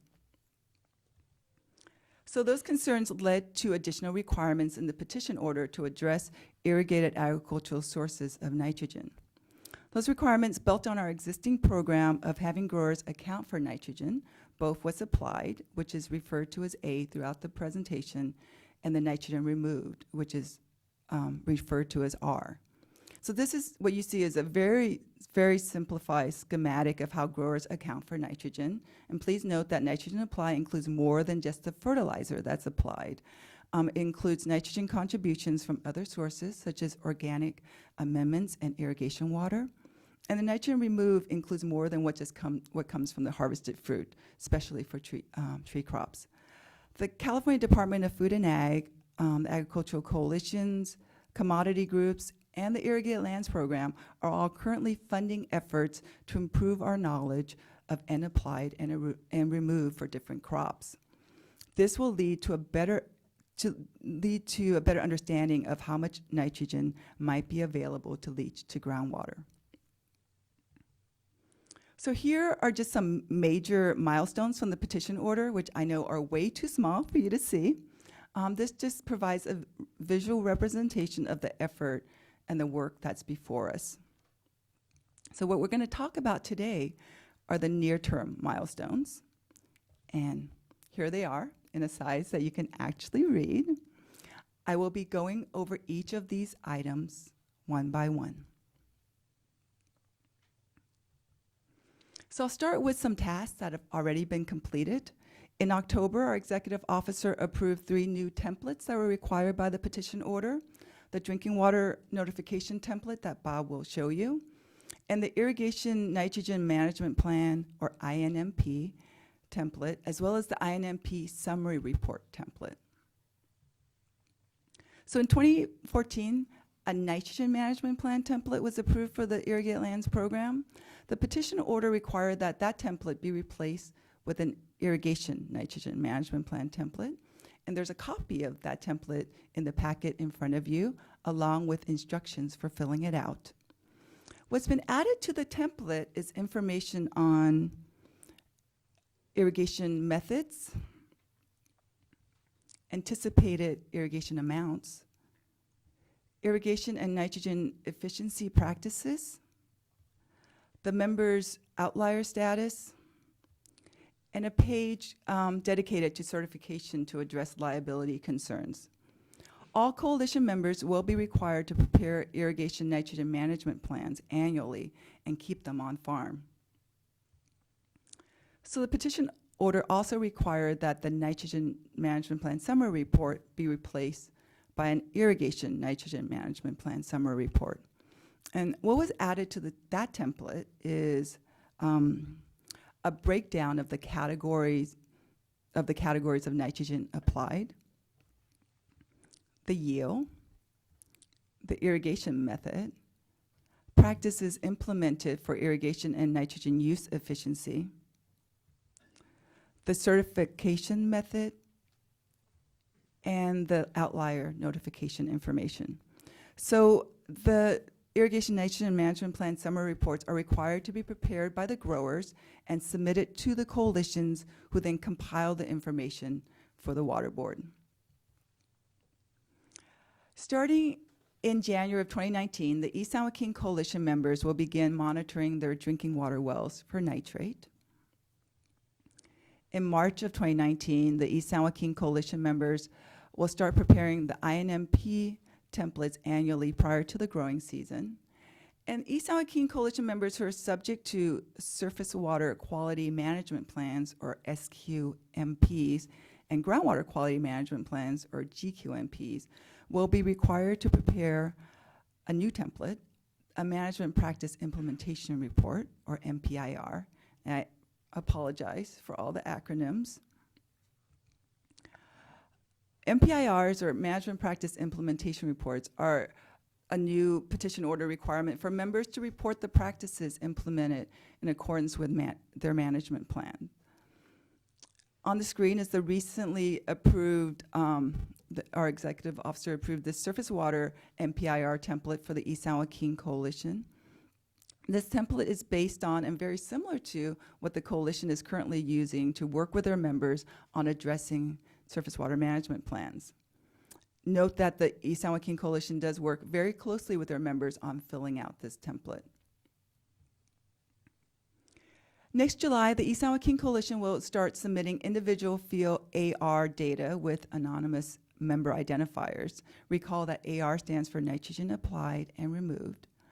This requirement was added so that we can match the nitrogen data with practices are implemented, which will also be required to be submitted with anonymous member IDs. The East San Joaquin Coalition will also continue to provide that AR data by township as they've been doing. Finally, the petition order tasked us with initiating an external expert review process for the East San Joaquin Surface Water Monitoring Framework by next August. All right, so the petition order requires that we update the other irrigated lands general orders to include the precedential elements. We're in the process of revising 7 other coalition-based general orders. They're out for a 45-day public review with comments due on December 21st.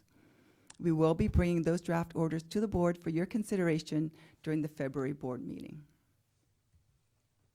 The draft orders were reviewed to add elements from the petition order, which were mostly precedential, but we also included a few non-precedential items that are appropriate for the other coalitions.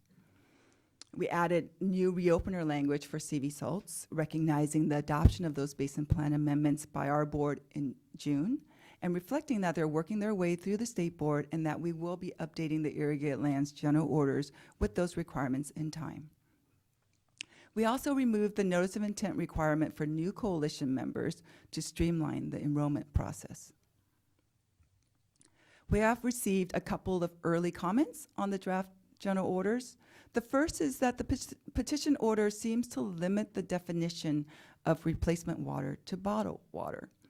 After discussion with stakeholders, including the Deputy Director of the State Board's Division of Drinking Water, representatives of the environmental justice community and agricultural coalitions, staff recommends including to the replacement water definition appropriately treated water using State Water Board registered treatment devices in accordance with manufacturer's specifications.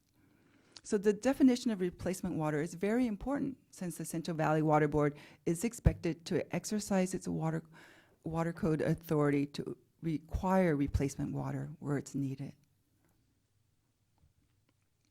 Another early comment refers to the requirement for coalition members to provide the number of drinking water wells they have on farm.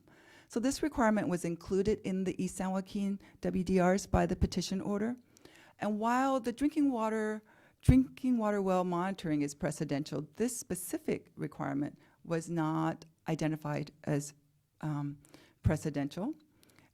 And because we have a very limited amount of information on the number of drinking water wells subject to the monitoring requirements, this data is necessary for staff to assess compliance.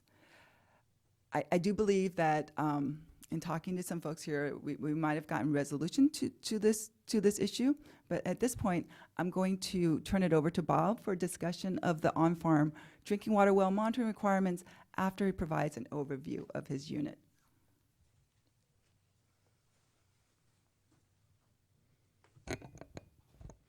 So good morning, Chairman Longley and members of the board. I'm Bob Ditto, the Compliance and Outreach Unit Supervisor in the Irrigated Lands Regulatory Program. I'm here today to give you a brief summary about the Compliance and Outreach Unit and discuss the new drinking water requirements for coalition members. Here's the current structure of our Compliance and Outreach Unit in this office. I currently have 5 technical staff and 1 administrative professional. We do have a Punjabi speaker on our staff and resources to Spanish translation. The Compliance and Outreach Unit has the primary responsibility of developing outreach to the public. Outreach materials are put on our website or sent in various mailings. We share information at our public meetings, or at our meetings, and we share information at meetings put on by professionals such as CCAs and PCAs who work directly with members. We attend annual member meetings and quarterly stakeholder meetings to inform coalitions and their members of new program information and enforcement activities. Our compliance and enforcement duties involve identifying potential commercial lands, following up with members with late annual reports, and ensuring members are implementing best management practices to protect water quality on their farms. Here are some of our outreach materials. We have developed a program trifold and decision tree, which includes information on our program and who needs to enroll. Hard copies can be found in your board package. We have also developed an annual report trifold explaining the farm evaluation and nitrogen management plan. We are currently working on an irrigation and nitrogen management plan trifold. This information has been translated into Punjabi, Hmong, and Spanish. We include our trifolds and decision tree in our various mailings. They are also available on our website. Our compliance and enforcement can be summarized using our progressive enforcement pyramid. There are multiple steps in our enrollment enforcement actions. First, we identify potential commercial irrigated lands by using aerial imagery or drive-by inspections. An outreach letter is sent with our decision tree and program trifold to help explain our program and notify those who should be enrolled. We then send a Water Code Section 13260 violation, also referred to as a directive letter, and then a notice of violation. We follow up with a drive-by inspection and a phone call. Our last step is formal enforcement, where we work with the Office of Enforcement to prepare administrative civil liability, also referred to in an ACL. The required annual reports, a similar procedure is followed for late annual reports. The required annual reports include the farm evaluation and the nitrogen management plan summary report, soon to be the irrigation and nitrogen management plan summary report. In addition to enforcement related to non-participant outreach or late annual reports, we conduct inspections of individual farms. We look for evidence of irrigation water or stormwater waste discharges, implementation of erosion and sediment controls.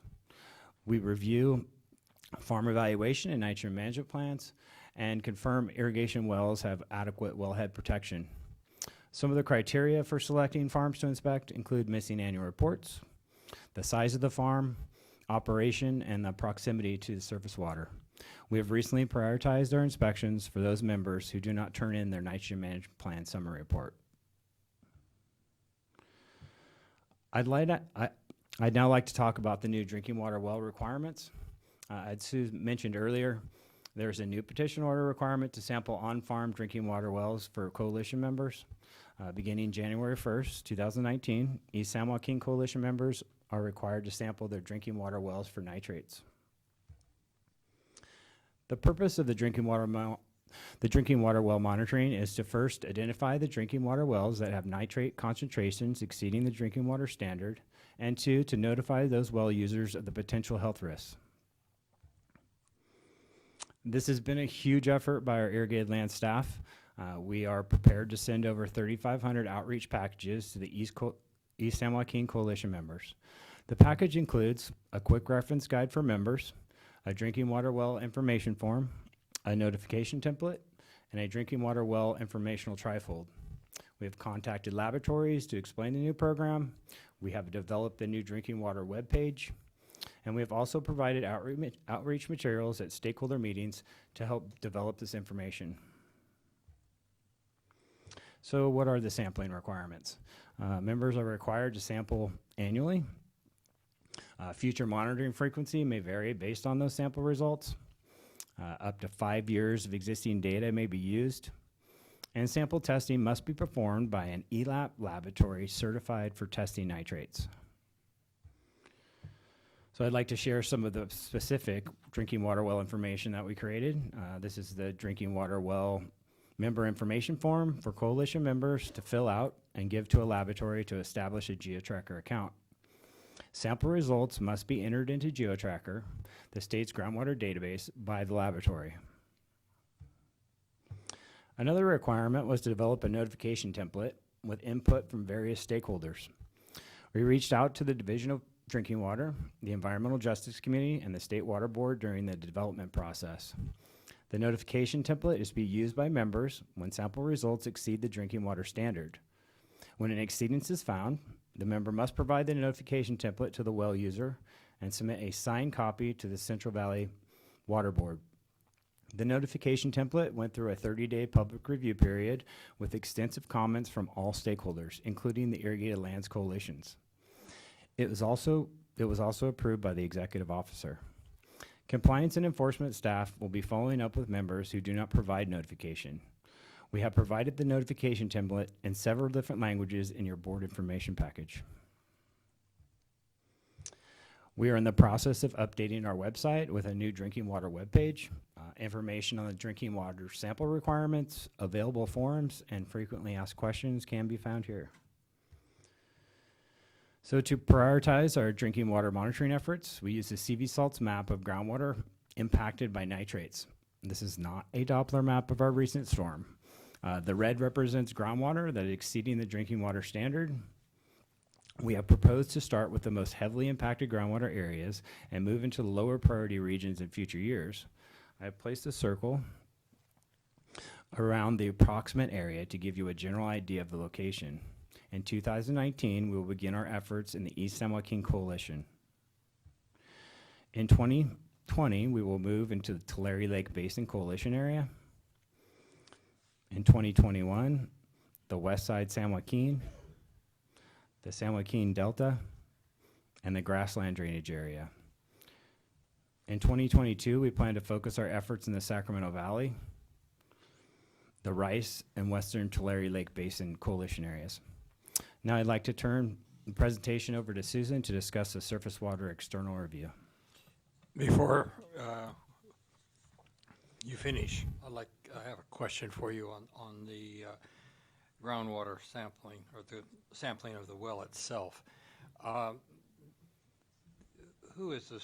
is the sampling carried out? Is it carried out by the well owner, by the laboratory? Which entity? All of the above. There's no set requirement for who samples the well. And if it's done by the well owner, what kind of training is provided to that well owner to ensure that they're in accordance with QA/QC?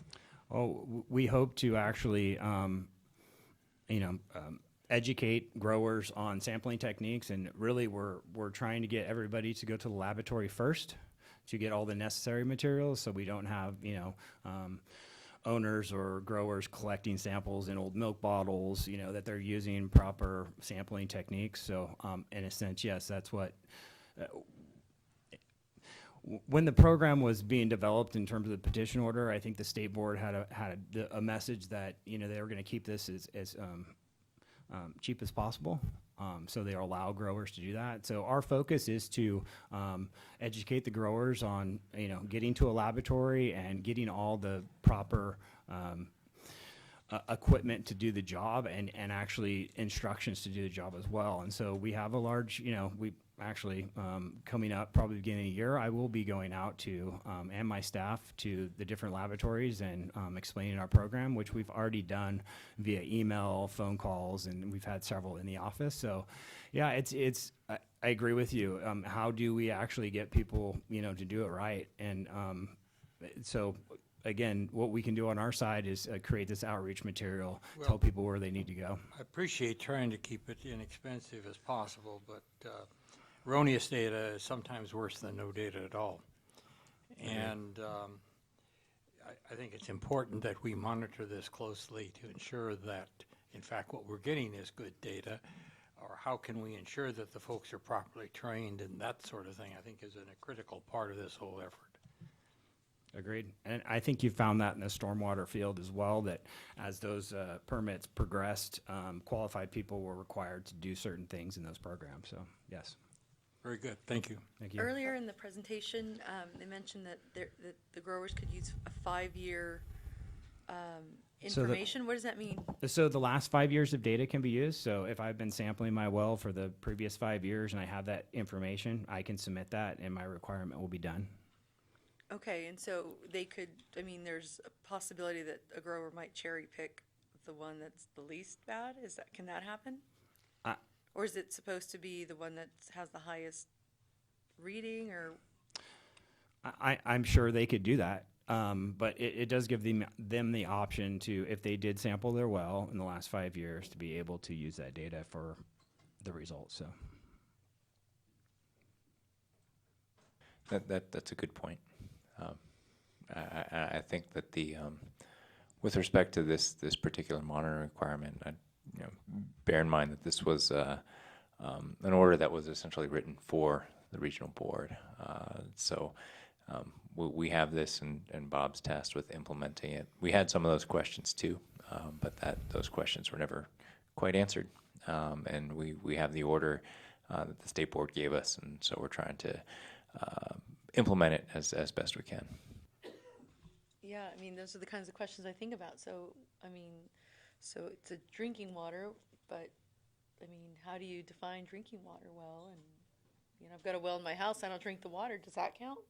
And so all these little things make it a little problematic in that there might be something alarming that's missed, or an alarm might occur that isn't necessarily accurate. Yeah, and I think essentially going to what Carl's suggestion is the approach we're taking. We're going to watch this and see if the reports come in that adhere to not just the letter, which again doesn't offer a whole lot of guidance, but also the intent as we understand it from the state board. One of those intents is to get water sampled where that water is actually being people are drinking it. And the other component is some of those definitions are left fairly vague. So to the extent that we can track what's happening, and then if we are, and we will likely revisit these orders and modify them again, we'll try and take the lessons learned to figure out what that compliance language really looks like, and whether we need to add compliance terms.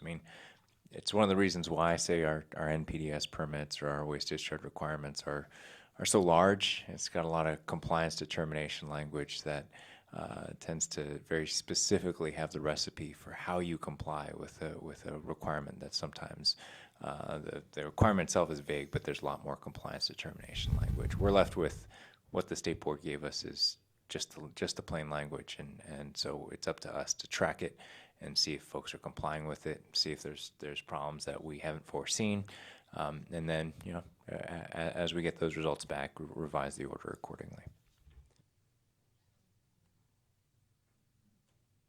I have a question for you. You mentioned you have a Punjabi speaker. Has that been useful and helpful for you dealing with the farmers? Yes, very much so. Great. That's really good to hear. Yeah, especially he works primarily in the Butte, Yuba Sutter area. Great. Thank you. Is there? Oh, I'm sorry. Go ahead, Denise. Yeah, just a quick question regarding the, following up with the laboratory information and making sure that the lab work is done correctly by the discharges. The question is, I see that you have the handouts and the brochures in the different languages. Is that going along with providing information regarding the different type of labs? Is that necessary? You understand my question, to make I sure don't. that Do you they are understand? responding? And So I'm not sure that I could I'm talking clearly about understand. your handouts. You've put it in different languages. So I'm saying with the lab work that you're doing and wanting to make sure that they are in compliance, is any of that material being packaged for the different language-speaking people that they understand? So all of the information is for the drinking water monitoring program has been translated to different languages. We also have handouts to the laboratories so they understand our program, but I don't think that's what and we're talking to laboratories and they're developing their own outreach programs for their clients. Okay. Because they recognize that as their clients come in, right, they need to explain that process, provide chain of custody and the equipment and what have you. So, but definitely. That's what I wanted to know. I just Okay. wanted to make sure that there was still that follow-up to provide them information so they would understand it in their language and be able to comply. Okay, yes. And then I was wondering, I know this would be funding limited and maybe something to consider down the road, but given the fact that the samples would be collected by the generator, for lack of a better word, is there any thought given to doing a QA/QC program where the state would be able to randomly go in and sample some of these wells as kind of a check and balance? That's something we're definitely thinking about, and it could possibly, likely be a part of our program. I think it depends on what the results show, right? Yeah. I mean, I think we're at such the cusp of the program. We're on our very first bites of eating the whale that got thrown in our lap. So, but certainly, I mean, I think in terms of the way other programs have developed, we've had those protocols for spot checks, and certainly with respect to other aspects of the irrigated lands regulatory program, that's how we operate and make sure that the results that we get back are accurate. And we rely heavily on the coalitions, but we also check some of their work as well. But yeah, I think that absolutely will be a discussion that we'll have in the years to come. And since these are all in GeoTracker, you can look at an area and see if there's general compatibility with the sampling, if there's a real outlier for some reason or not. And I think that may be the easiest and best check in a lot of ways, although we know that there isn't a lot of lateral movement necessarily in groundwater at the surface, but still that seems like a reasonable sort of check. And have you guys got a lot of pushback on this new thing at the meetings? Because as a lawyer, I'm like, why would my client want to do this? I mean, because it just seems so. Right, because it's So really risky. the only program that kind of goes into that private well, right? Kind of outside of the irrigated lands program. So yes, lots of pushback. So it'd be interesting to see what kind of compliance we get.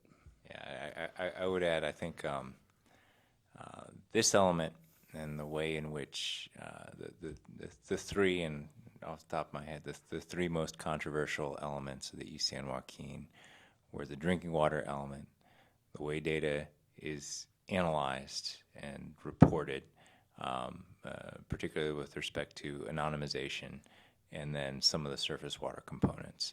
But I think in terms of when we talk with the growers themselves, there's a lot of folks who do feel like, wait, this is invading something that's on my land, that I have exercised a responsibility for. So I think we've been hearing quite a lot of pushback. That debate kind of happened at the state board level, and they put that as one of the main precedential elements of this order. So we got it, message heard, and now we're trying to implement it.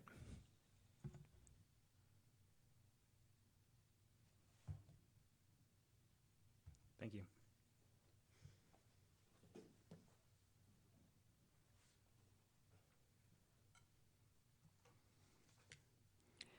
Good morning, Chair Longley and members of the board. My name is Susan Frigain, and I'm the lead for the Monitoring and Implementation Unit in the Irrigated Lands Regulatory Program. I'm going to begin with a brief overview of my unit and then move into background and discussion of the surface water expert review. There are 6 staff in my unit, and they work closely with the coalitions to make sure they are in compliance with requirements of the Monitoring and Reporting Program order. Our responsibilities include review of the coalition's various plans and reports, including monitoring plans, annual reports, and monitoring results. When water quality problems are found, we ensure that the coalition develops effective management plans that are implemented by the growers. We also have a data management team to ensure that all quality assurance and quality control and data reporting requirements are met. These staff are responsible for the final review and preparation of the Irrigated Lands Program data that is loaded into the board's water quality database. So my main goal today is to provide you with an overview of the process we have developed to implement the external review of the East San Joaquin Surface Water Monitoring Framework. Excuse me. But before I start my discussion of the external review process, I want to provide some background on the Surface Water Monitoring Program. The main objective of the Surface Water Monitoring Program is to assess whether beneficial uses are protected in surface waters that receive discharges from irrigated agriculture. The Surface Water Monitoring Program includes requirements for monitoring sites, parameters, and schedule, as well as for reporting and data submittals. The key point to understand about the Surface Water Monitoring Framework is that it uses a representative monitoring strategy. This means that a subset of the monitoring stations throughout the coalition's area have been identified as representative of other drainages that have similar soils, hydrology, crops, and pesticide use. This map shows the East San Joaquin Coalition's representative sites in blue and the represented sites in red. The representative sites are monitored on a regular basis, and the monitoring results from these sites are considered characteristic of water quality conditions in the represented drainages. When water quality issues are observed at a representative site, monitoring is then initiated at the represented site.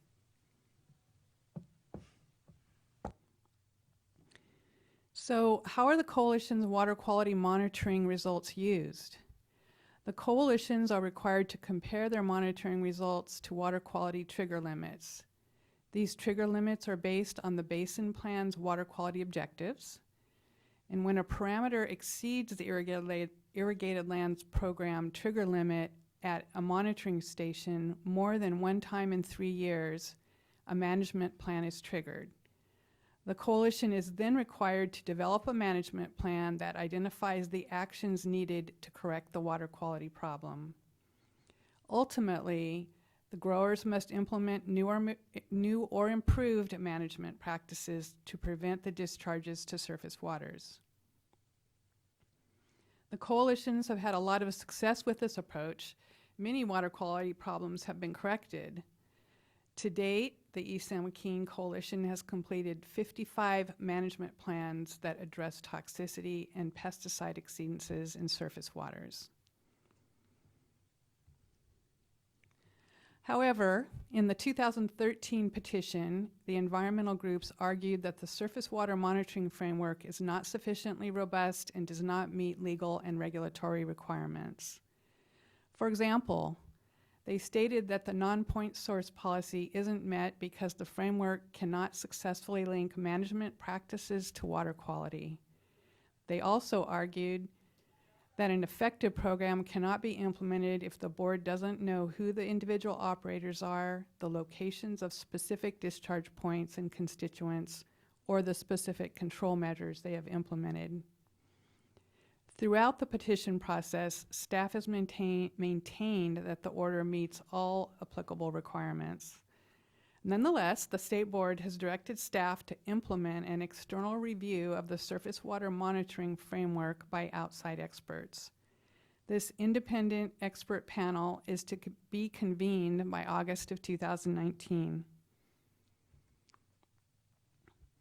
The main tasks of the expert panel are as follows: to evaluate the existing East San Joaquin surface water monitoring framework, to answer the questions posed in the petition order, especially regarding the representative monitoring strategy and the number of monitoring stations, to consider all stakeholder comments, to conduct the review as part of a public process, and finally to prepare a report of findings and recommendations within 1 year.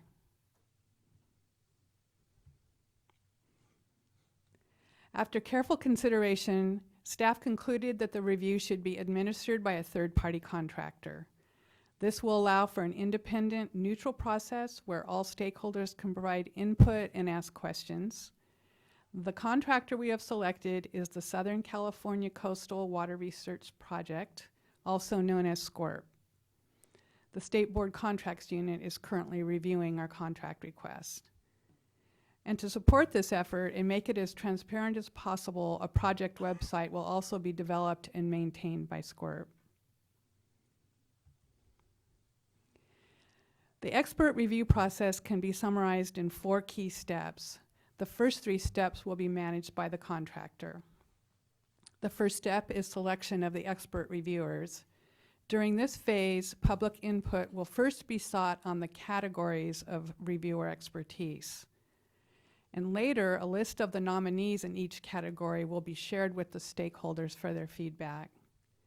And the second step is the facilitation of the expert review process itself. And public meetings and comments will be essential during this process.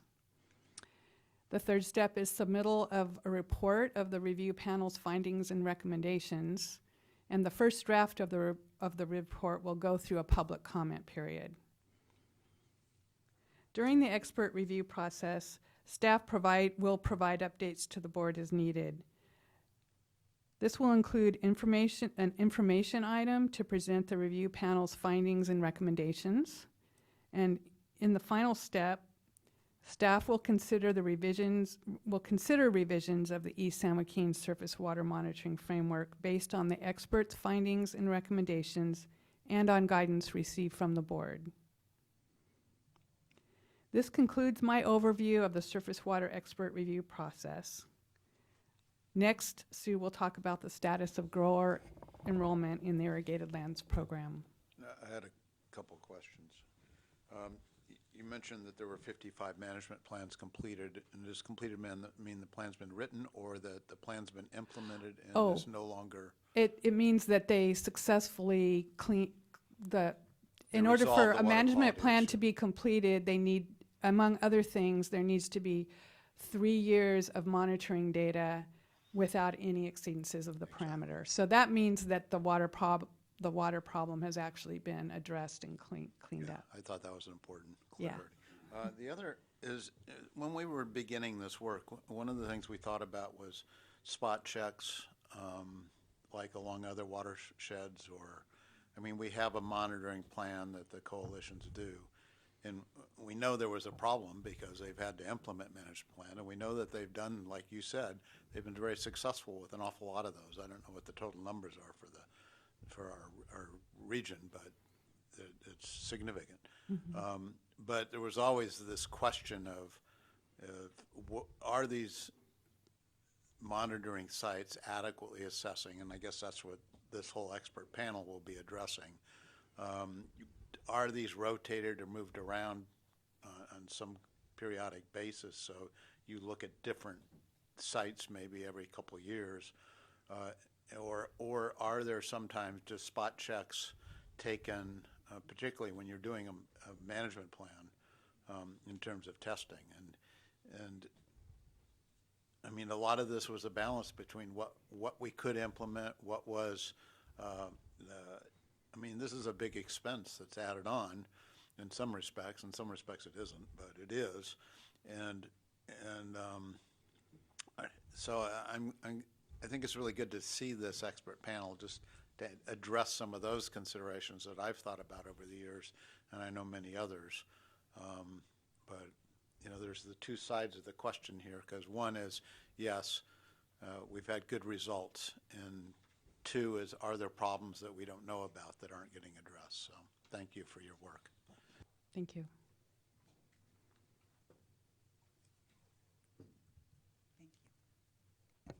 So now I'll just wrap up the presentation with a status update on the Irrigate Lands enrollment effort. So this graph shows enrollment in the program from 2012 to 2018. Please note that the enrolled acres on the vertical axis starts at 4.5 million acres.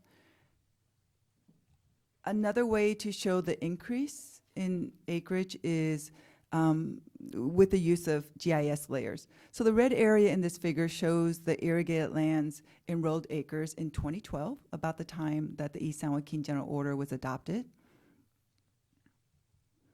And the red areas here show the current enrolled acreage, reflecting about a 24% increase in enrollment.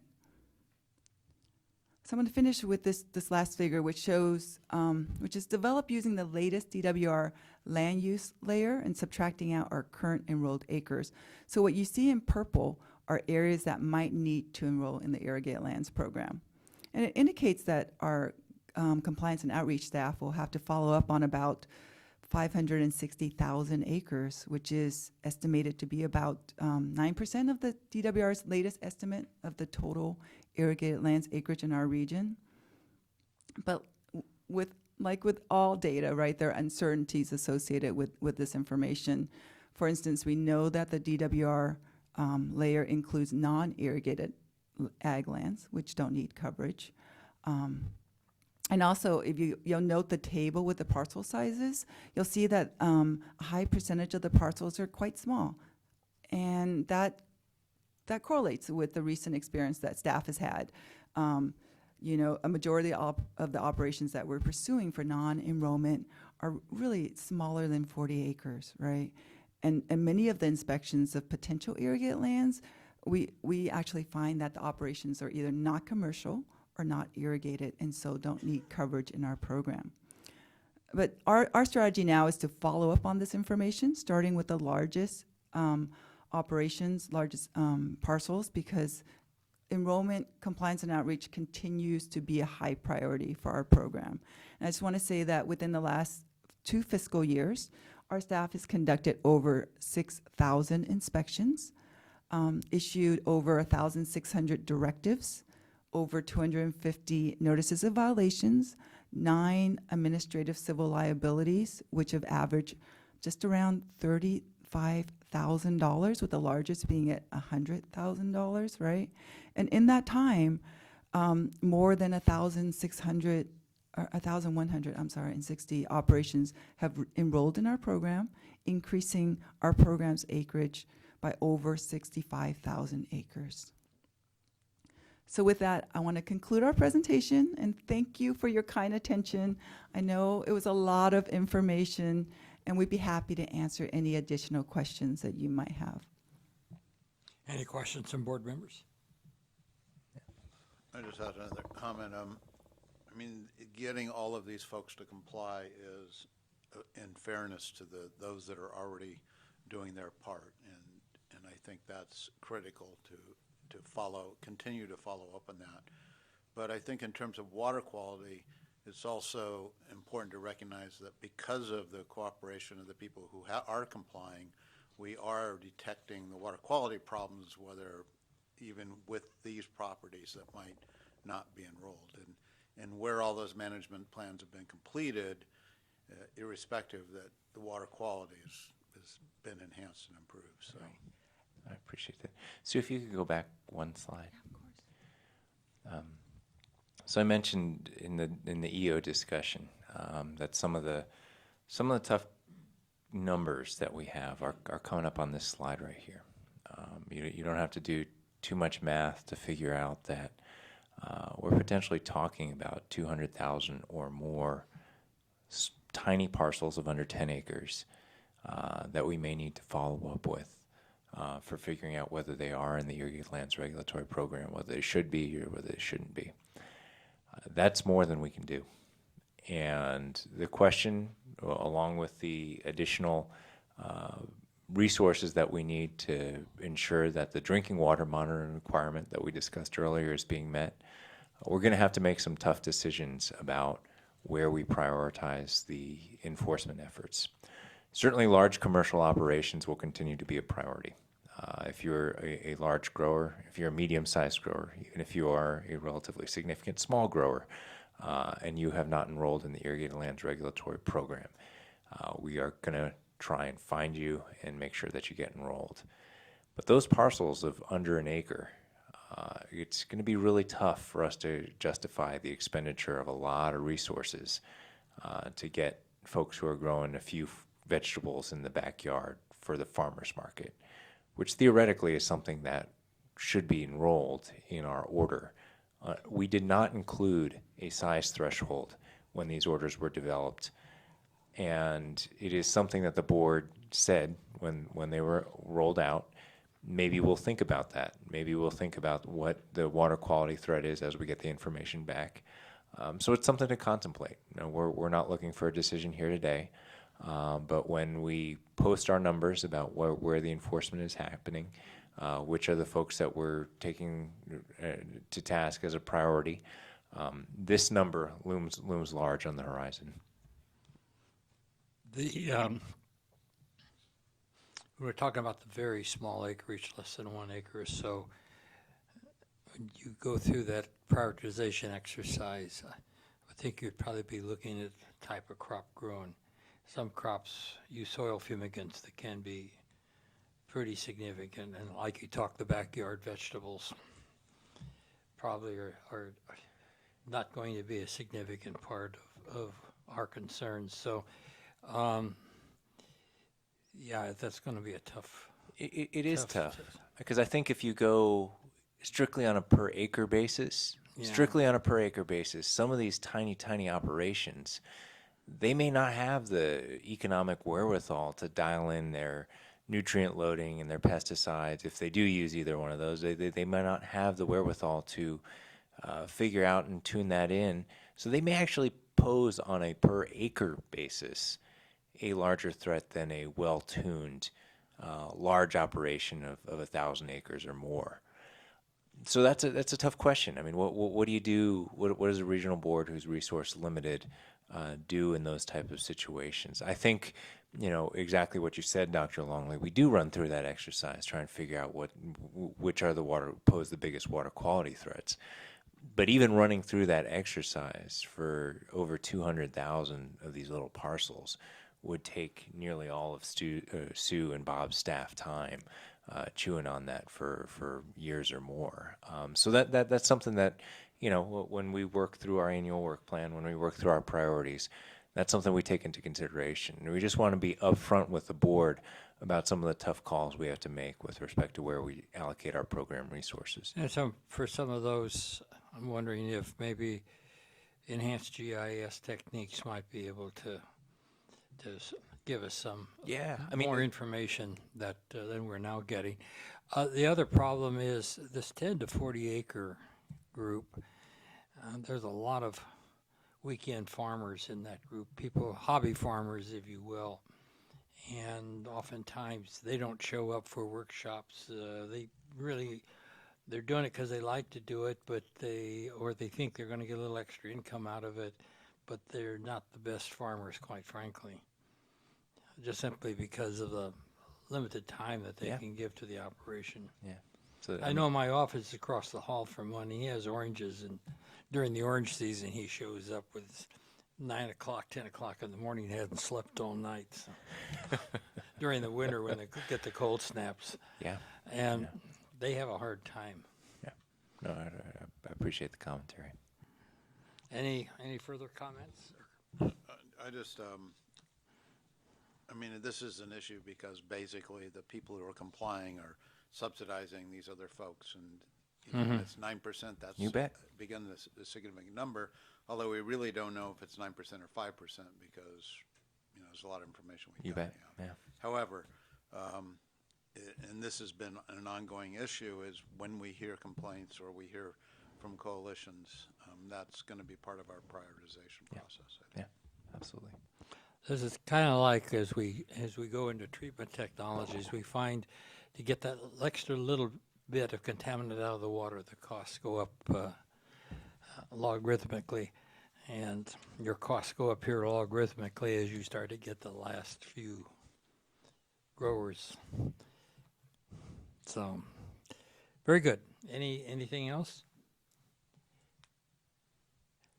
Sue, do you have any? You've said everything you want to say, huh? Okay. Thank you very much. I have 3 cards, and I don't know if there's anybody else. We'll start out with, and I might point out that I didn't put these cards in the order I'll call them. We'll start out with Tess Dunham.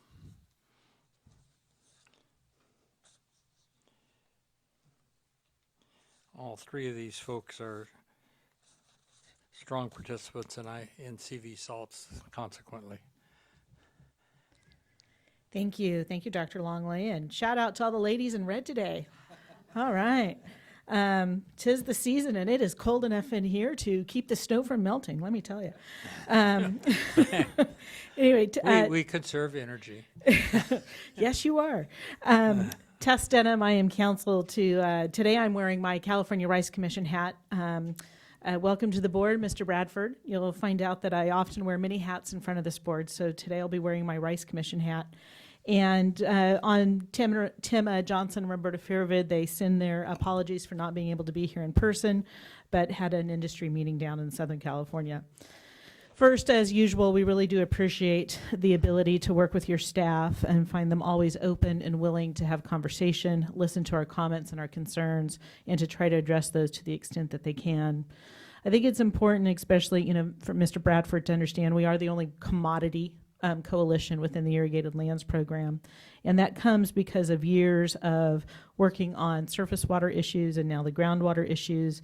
And also the terms within the rice WDR in large part reflect the low risk that rice cultivation has with respect to surface and groundwater quality issues. I'm here today just to speak on two issues, and first would be on with respect to the drinking water monitoring well issue. And we've had some conversations with your staff and really appreciate their willingness to work with us. As it currently stands in the draft orders, there's a suggestion that the farm evaluations need to be revised in order to gather information from the growers with respect to how many domestic drinking water wells they have. It is our understanding that staff is trying to look for, what is that universe number? So then they can determine, as people comply with the monitoring, how far off are they from that universe versus compliance. And we definitely appreciate that requirement. For the Rice Commission, we have concerns with it being included within the farm evaluation template itself. To change that from our internet program now will be an over a $40,000 cost just to change that with the system we currently have in place. So we have been working with your staff and have made some recommendations, or will be making recommendations in our written comments to allow the board staff to obtain that information that they need on a larger global perspective, but without putting undue burden on the coalition. For those of you that didn't follow the state board process closely, for all the coalitions and Rice included, it was really important that this drinking water monitoring program be directed directly on the growers and not on the coalitions because of the burden it would have placed on the coalitions. And so we're really working hard to make sure we maintain the intent integrity of that requirement. I'll go briefly to my next issue. I'll just finish up quickly. I know I'm out of time almost.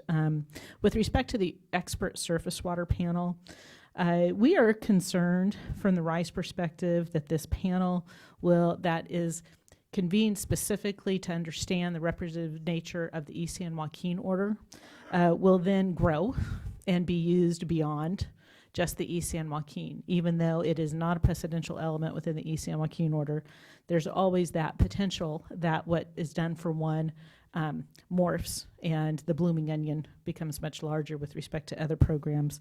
And for the Rice program in particular, we find that highly problematic for a couple of different reasons. First of all, our order was the only order that wasn't challenged by anybody, not on surface water, not on groundwater, not on any issue. And so to then have precedential issues come back and impact us on an order that was not challenged by any group or organization is of concern. And two, for those that don't know, the Rice Commission has actually been monitoring in the surface waters for over 30 years. And has a well-tuned program that goes back after monitoring at hundreds and hundreds of different sites over 30 years in cooperation with this board, as well as the Department of Fish and Wildlife. And that, 30 years of experience, long before the Irrigated Lands Program was ever born, leads us to believe that we have a pretty well honed-in system with respect to rice. And we just want to make sure that our expert panel, that we others have concerns with as well, doesn't morph into something specific to rice. So those are my rice comments for today. Thank you. Thank you, Tess. That's very interesting. Sue, as this panel comes together, I think Tess has an important point to consider. There is a difference between the Rice General Order and the rest of them, particularly given, as Tess has pointed out, the longevity of the Rice, of the association of this board with the Rice program. We provide input. Absolutely. So this external review will be focused specifically on the East San Joaquin Coalition area, then with the findings, and we'll be involved all throughout the process, and we'll give you updates as frequently as you would like. But the point is, then, this thing, in my understanding of it also, the same as Tess had, is this is going to be precedential. And it's going to be, it's going to affect people throughout the state of California. So after, then Susan, help me if I go astray, but after, the process convenes and there are recommendations, it will come to the board and you will decide what, if any revisions are needed to the East San Joaquin order, what, if any, revisions are needed to other coalition orders. So there is some language in the petition order that speaks to how it might be expanded, but it definitely, our board has a lot of say in that regard. Yeah, no, I would add, I think that if I was in Tess's shoes, I'd be saying the same thing. Certainly with regulatory agencies, there's mission creep is kind of a regular occurrence. But she's exactly right. Rice is treated differently within our irrigated lands regulatory program because they are different in many respects. Not the least of which is they're exactly right. The Rice pesticide program and Rice's surface water monitoring program has many more years of experience doing this than most of the board's programs. So I think from my perspective, Tessa's comments are well heard. I'm glad that the board is hearing that from Rice right now. The expert panel itself does not modify the waste discharge requirements. There are precedential and non-precedential elements of the East San Joaquin order itself, and sometimes it's hard to draw clear lines between one and the other. But you'll hear it from me that it's my intent to when the expert panel's recommendations come back, that we apply those recommendations surgically in situations where it is appropriate to apply them. It may not be appropriate to apply them in the Rice context because of exactly what Tess has said. I can't prejudge what they're going to say, whether it would be useful or not useful. It's a little bit of unknown in terms of where they're going to go. I certainly hope that it validates our current program, which was developed after a heck of a lot of work. And I think to the extent that it validates what Rice is doing, we may use it for that purpose. But again, I'm glad Tess is raising that issue now. The final decision will be made in quite some time in the future. Thank you. I just wanted to say that Rice did have another watchdog entity, and that was they had problems with a pesticide or herbicide that created pretty smelly water, if I recall, in West Sacramento, and West Sacramento dogged after that. And the rice industry responded by doing an incredibly diligent job of addressing that issue. One, they knew they had to, but I think it went beyond that to oh, we have a problem, we're going to fix it, and they did. And I have not heard anything in a long time about that. Nor have I. So congratulations on that. And then with respect to this mission creep or everything, I mean, this panel, for me, I mean, I hadn't followed the state board decision, and hearing about this I want to regurgitate on that and think about it a bit. But I think this is really, really helpful for our overall program. It is a huge check. And the public process and the nominations and the selection to make sure there's fairness in that, but having a peer review of our sampling programs and their effectiveness, I'm glad that we're doing that. So thank you. Thank you. Perry Klassen.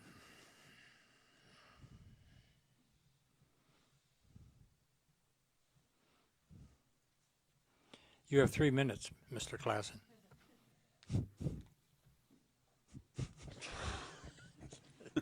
Carl says that, but Perry says that to all me. of our ag spokes Yeah, and but- environmental spokespeople know that if they can elicit questions from the board, they're going to get more time. Perry puts 3 minutes on me when I speak at TV, so. Turnaround's fair play. Thank you, Chair Longley. Perry Clausen, Executive Director of the East San Joaquin Coalition. I want to remind Chair Longley and Mr. Schneider, next year is my 15th anniversary standing up here speaking to you. I started with East San Joaquin 15 years ago next month. So Patrick said it well. You have a whale dropped into your lap with this domestic well program. This past 5 years, I've spent managing the Central Coast Groundwater Coalition as well, and the State Water Board dropped the whale on their lap 5 years ago. I'm very happy that the State Board has allowed the regional board to take this on completely and to take this on as a regional board task and not a coalition task, because we've had 10 whales dropped on our lap. Nitrogen reporting, crop removals, all those things are going to be ultra time consuming. The regional board is going to have a big job to undertake this. And we've been talking to Sue. We appreciate the amount of time she's worked with us in the last couple of months in preparing for this. But we want to remind the board that this is a Central Valley Regional Board responsibility. We are going to tell our members about it. We're going to have it in our annual report. We're going to let everybody know it's a requirement.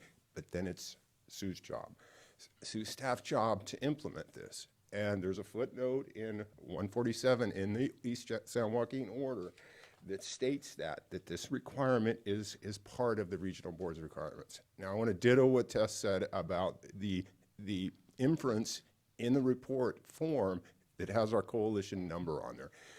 What we don't want to be in the role of doing is following up with our members. We follow up with them on 5 reports.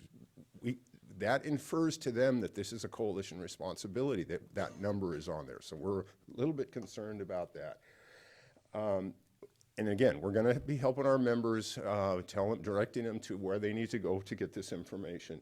Now, one other part of this program that we really have a lot of heartburn about is the brochure. The informational brochure has a voluntary set of constituents that it's asking growers to also sample when they do their well sample.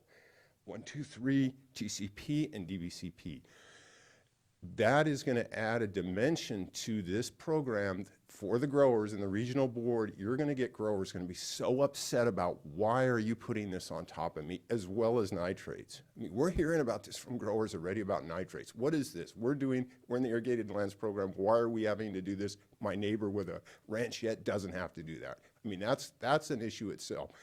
But to have that also in the brochure, I think it's a good thing. I'm going to be sampling my well for it on my farm, but to put it in a regional board program that has nitrates already, a huge whale to take a bite out of, I think it's going to diminish the ability to have a first-year startup program success.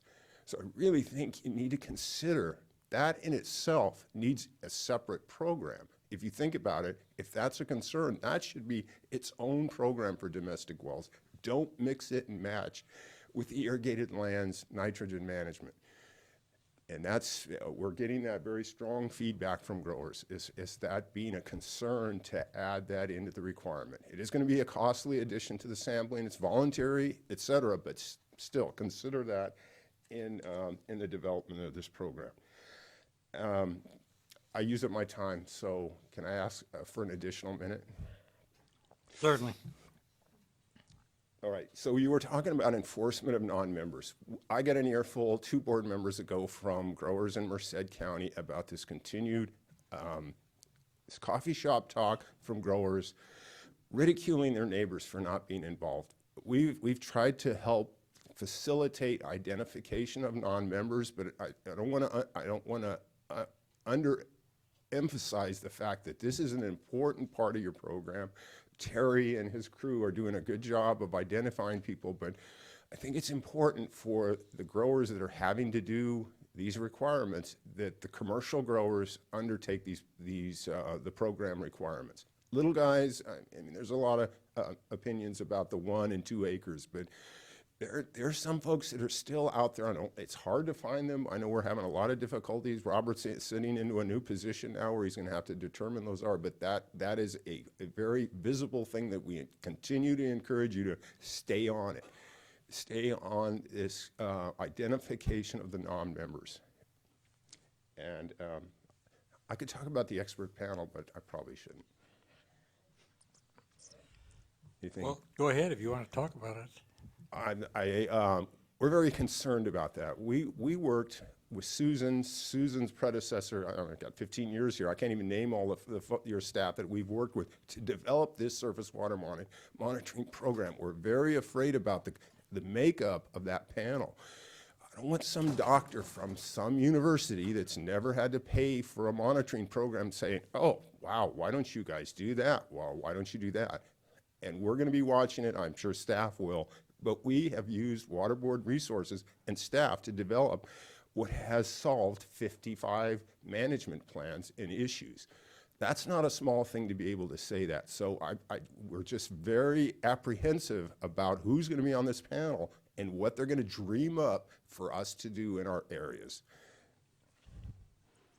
I'm probably just as concerned about folks that have no ag experience on that panel, that have been involved in maybe sampling programs, surface water sampling programs on a large scale, and not on the relevant experience is important, and that's my concern. I don't know what input we have, if we can recommend folks to be on that panel, but I think it'd be important that we recommend some people, get some people on that panel, not all of them necessarily, but some that have a good ag background and can speak to the issues. Yeah, and if had to work under a budget, not just a university Right. experimental, let's go do something, this sounds really cool, let's go do something that's not practical. Well, they may have had real world experience, but if it's a whole different setting, it's completely different. Yeah. Right. Good. Any questions, comments? Just a bit about DBCP and 1,2,3 trichloroethylene. Trichloropropane, yeah. Trichloroethylene, excuse me, TCP. Yeah, Which, by the way, is very mobile. I know that from sitting on a well sampling, watching it move through. It came in, came up, and went down. Over a period of just about 3 or 4 days. Yeah, so it's a tough issue. I think that what Perry's talking about is we shared drafts of some of our outreach materials. They're poised and ready to go.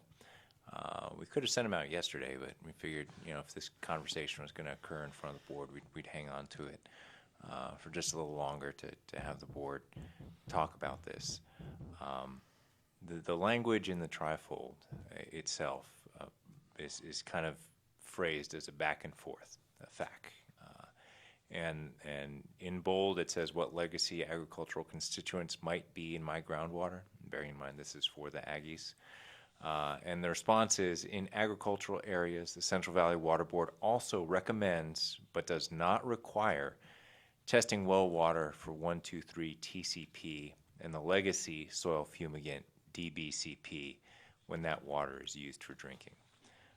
I could ask Jessica to kind of comment on it, but it was a suggestion of the East San Joaquin that the Central Valley Water Board, when it's doing its nitrate testing program, which is mandatory, also consider testing for 1,2,3 TCP and the soil fumigant DBCP.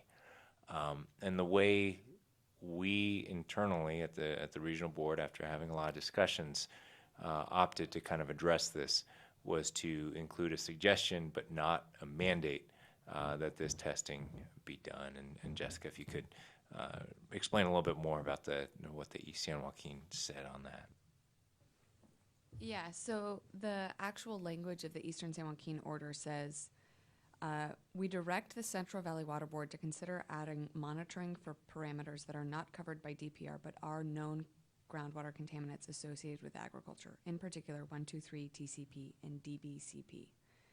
So rather than adding a requirement for that, we put that in the brochures as a voluntary requirement. Personally, I think you took the right direction. We're going to have, by the very language in the order, you know that we're going to have to get information on those two chemicals. And to go out in a separate effort just duplicates a lot of work internally here. And quite frankly, the farmers themselves are going to have to go through an exercise twice. And as was pointed out, it's voluntary on this. I would hope that a lot of them participate. It would give us a better idea of how long we have to continue with this project. If we come out with large areas that are not showing an issue, that's maybe a big if, I don't know. But if that turns out to be the case, I think that would make a case for where we don't have to continue sampling, or we don't have to continue sampling at the same frequency. So it's data that I think is necessary to satisfy the state board order, as Jessica just read that order. Any comments from board members? I guess I'm curious if the concern is related to what kind of data will be generated, or is it a concern over the cost? I know that's a more expensive It's neither analysis. of those. You are rolling out an enormous program. This domestic well sampling, I'm telling you, 5 years of the Central Coast, it's a huge undertaking. To add something on, grower, we don't read stuff real closely sometimes, and when you see that on there, it just may go in the trash, and it's like, I'm not gonna have anything to do with this. So it's just that it's a hard program, and it's gonna be a little harder, maybe a lot harder, because you're adding that onto it. That's my point. Any further questions? Thank you, Perry. I have a card for Jennifer Clary. And Bruce, I see you walking around. Do you want to talk? I do. Good. We'll take you after Jennifer.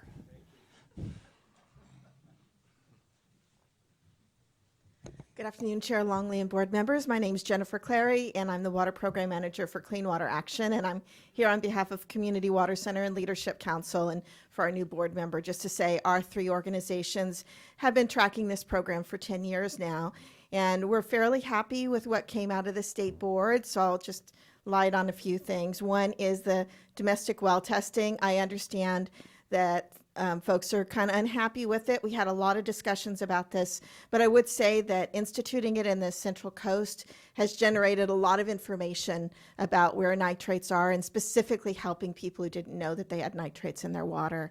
We also discussed whether we should have additional testing for other components, because folks in the Central Coast are saying, well, they're testing for nitrates, but they're not testing for total coliform, which actually is more common than DBCP and 1,2,3 trichloropropane, but those are also things that are ubiquitous in ag areas. So how do we encourage testing for additional constituents?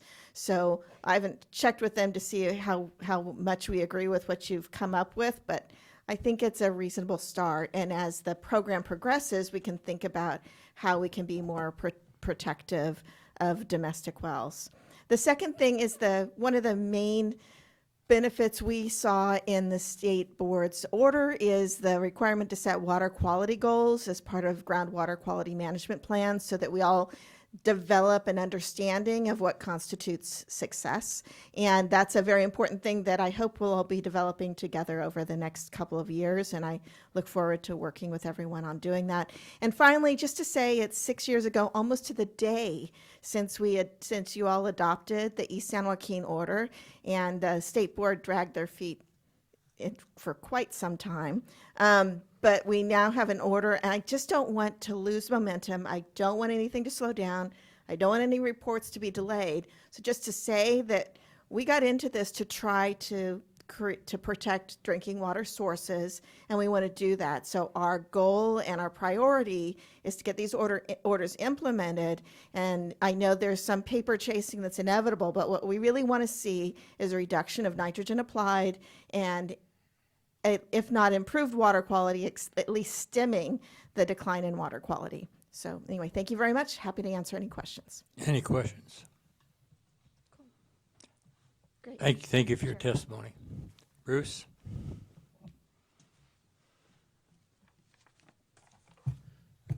Bruce Howdeshelt, Northern California Water Association, the third party representing the Sacramento Valley Water Quality Coalition. Next year, everybody's using numbers. Next year, 10 years. For me, Bob, you've been here a year? Almost. I'd like Bob to hang around, okay?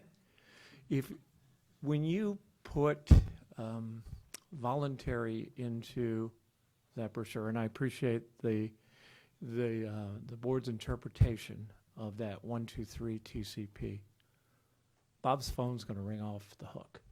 Your staff's phone's going to ring off the hook because people are going to ask questions. So I would ask you, and I will give you a justification for why you could say we considered it and it's not necessary, to save Bob and his staff from that headache of having to answer that. This is not just a requirement that's in the Eastern San Joaquin Order. It's a requirement that's everywhere. So it's not just agriculture that's testing for 123. It's 123 TCP, or I never remember whether the number goes first or not. We had an example of the Manzanita Elementary School in Gridley who tested high. And what happened? Butte County Health Department got in there, provided them replacement water. So I think, and you saw the map that Sue put up earlier of irrigated agriculture. I mean, when you get north into the Sacramento Valley minus rice, right, the cropping pattern, the density of urban wells and everything else, and maybe it was Bob's map, gets even less. So I think when you get into the San Joaquin Valley, when you get into the Tulare Lake and everything, you have this density where you're going to have plenty of information, and you don't need to. You don't need Bob Ditto's resignation a year from now because he's been answering the phone too much to help people out through that. Perry had the wrong animal. The state board did not give you a whale. They gave you a megalodon, theoretical, hypothetical. They gave you a jackalope. And your staff has done an enormously good job. I'll need about 10 more minutes, but just channeling Alan Simpson here. For those of you who saw his eulogy yesterday of 41. Anyway, your staff has done a tremendous job. We all are working toward making sure that we provide safe, affordable, clean drinking water, wherever it might be. The challenge, and some of you recognize it, and Mark, welcome to this. As Jennifer said, 6 years ago, you adopted the Eastern San Joaquin Order. At that point in time, we didn't have the information we have now. The characterizations that have been done by the UC, by Thomas Harder, the work that's been done by USGS. And I would just point to you to a September 17th, 2017 UC Davis blog that documents all the work done by Catherine Ransom, done by Thomas Harder, that looks at and has mapped out and sourced what's in those drinking water wells. We have a program that is really truly a jackalope right? We've got management practice evaluation program. We've got groundwater trend, irrigation agriculture. I mean, we've started sampling our groundwater trend monitoring. Then you'll have this level. That's a beautiful soft bell. You need a clang for me. But you will have all these layers. You will have so much information that I think at the end of the day, it's going to give you conflicting answers. And that's a challenge that you face. But when you adopted the Eastern San Joaquin Order, and when you adopted the Sac Valley Order, which will be 5 years in March of 2019, you didn't have the benefit of having a lot of the groundwater quality characterization information. And you set in place, by your actions, all the research and work that should guide the formation of every program. And unfortunately, the State Water Resources Control Board gave you a jackalope. Thank you. Questions for I'll leave this with, Bruce? No questions, please. Thank you. Very good. That concludes this session, unless you have a word or two, Sue. Thank you. I know it was a long discussion, a lot of information, but we're happy to come back at any time to talk about each of the different components or even something new. I mean, I know there's a lot going on in the Irrigated Lands Program, and it's tough to track it all. Thank you. So it's now 12:25. The board will be dining together for lunch. Do we have any items that we're going to be discussing during lunch? Yes, we do. We have item F, which is Malaga County Water District versus the Central Valley Regional Water Quality Control Board. Item I, which is Center for Biological Diversity versus Central Valley Regional Water Quality Control Board. And then also a new case that is not on the agenda yet, that is Merced Citizens for Responsible Planning versus the City of Merced et al., including the Central Valley Water So Board. it looks like the board will be meeting in closed session Yes. to discuss these items as per, we have authority to meet in closed session to discuss these, and I Yes. don't know the correct site for that. But because it looks, we have three interesting and possibly lengthy items on our agenda for that, we'll be back here at 1:30. So we're now recessed till 1:30.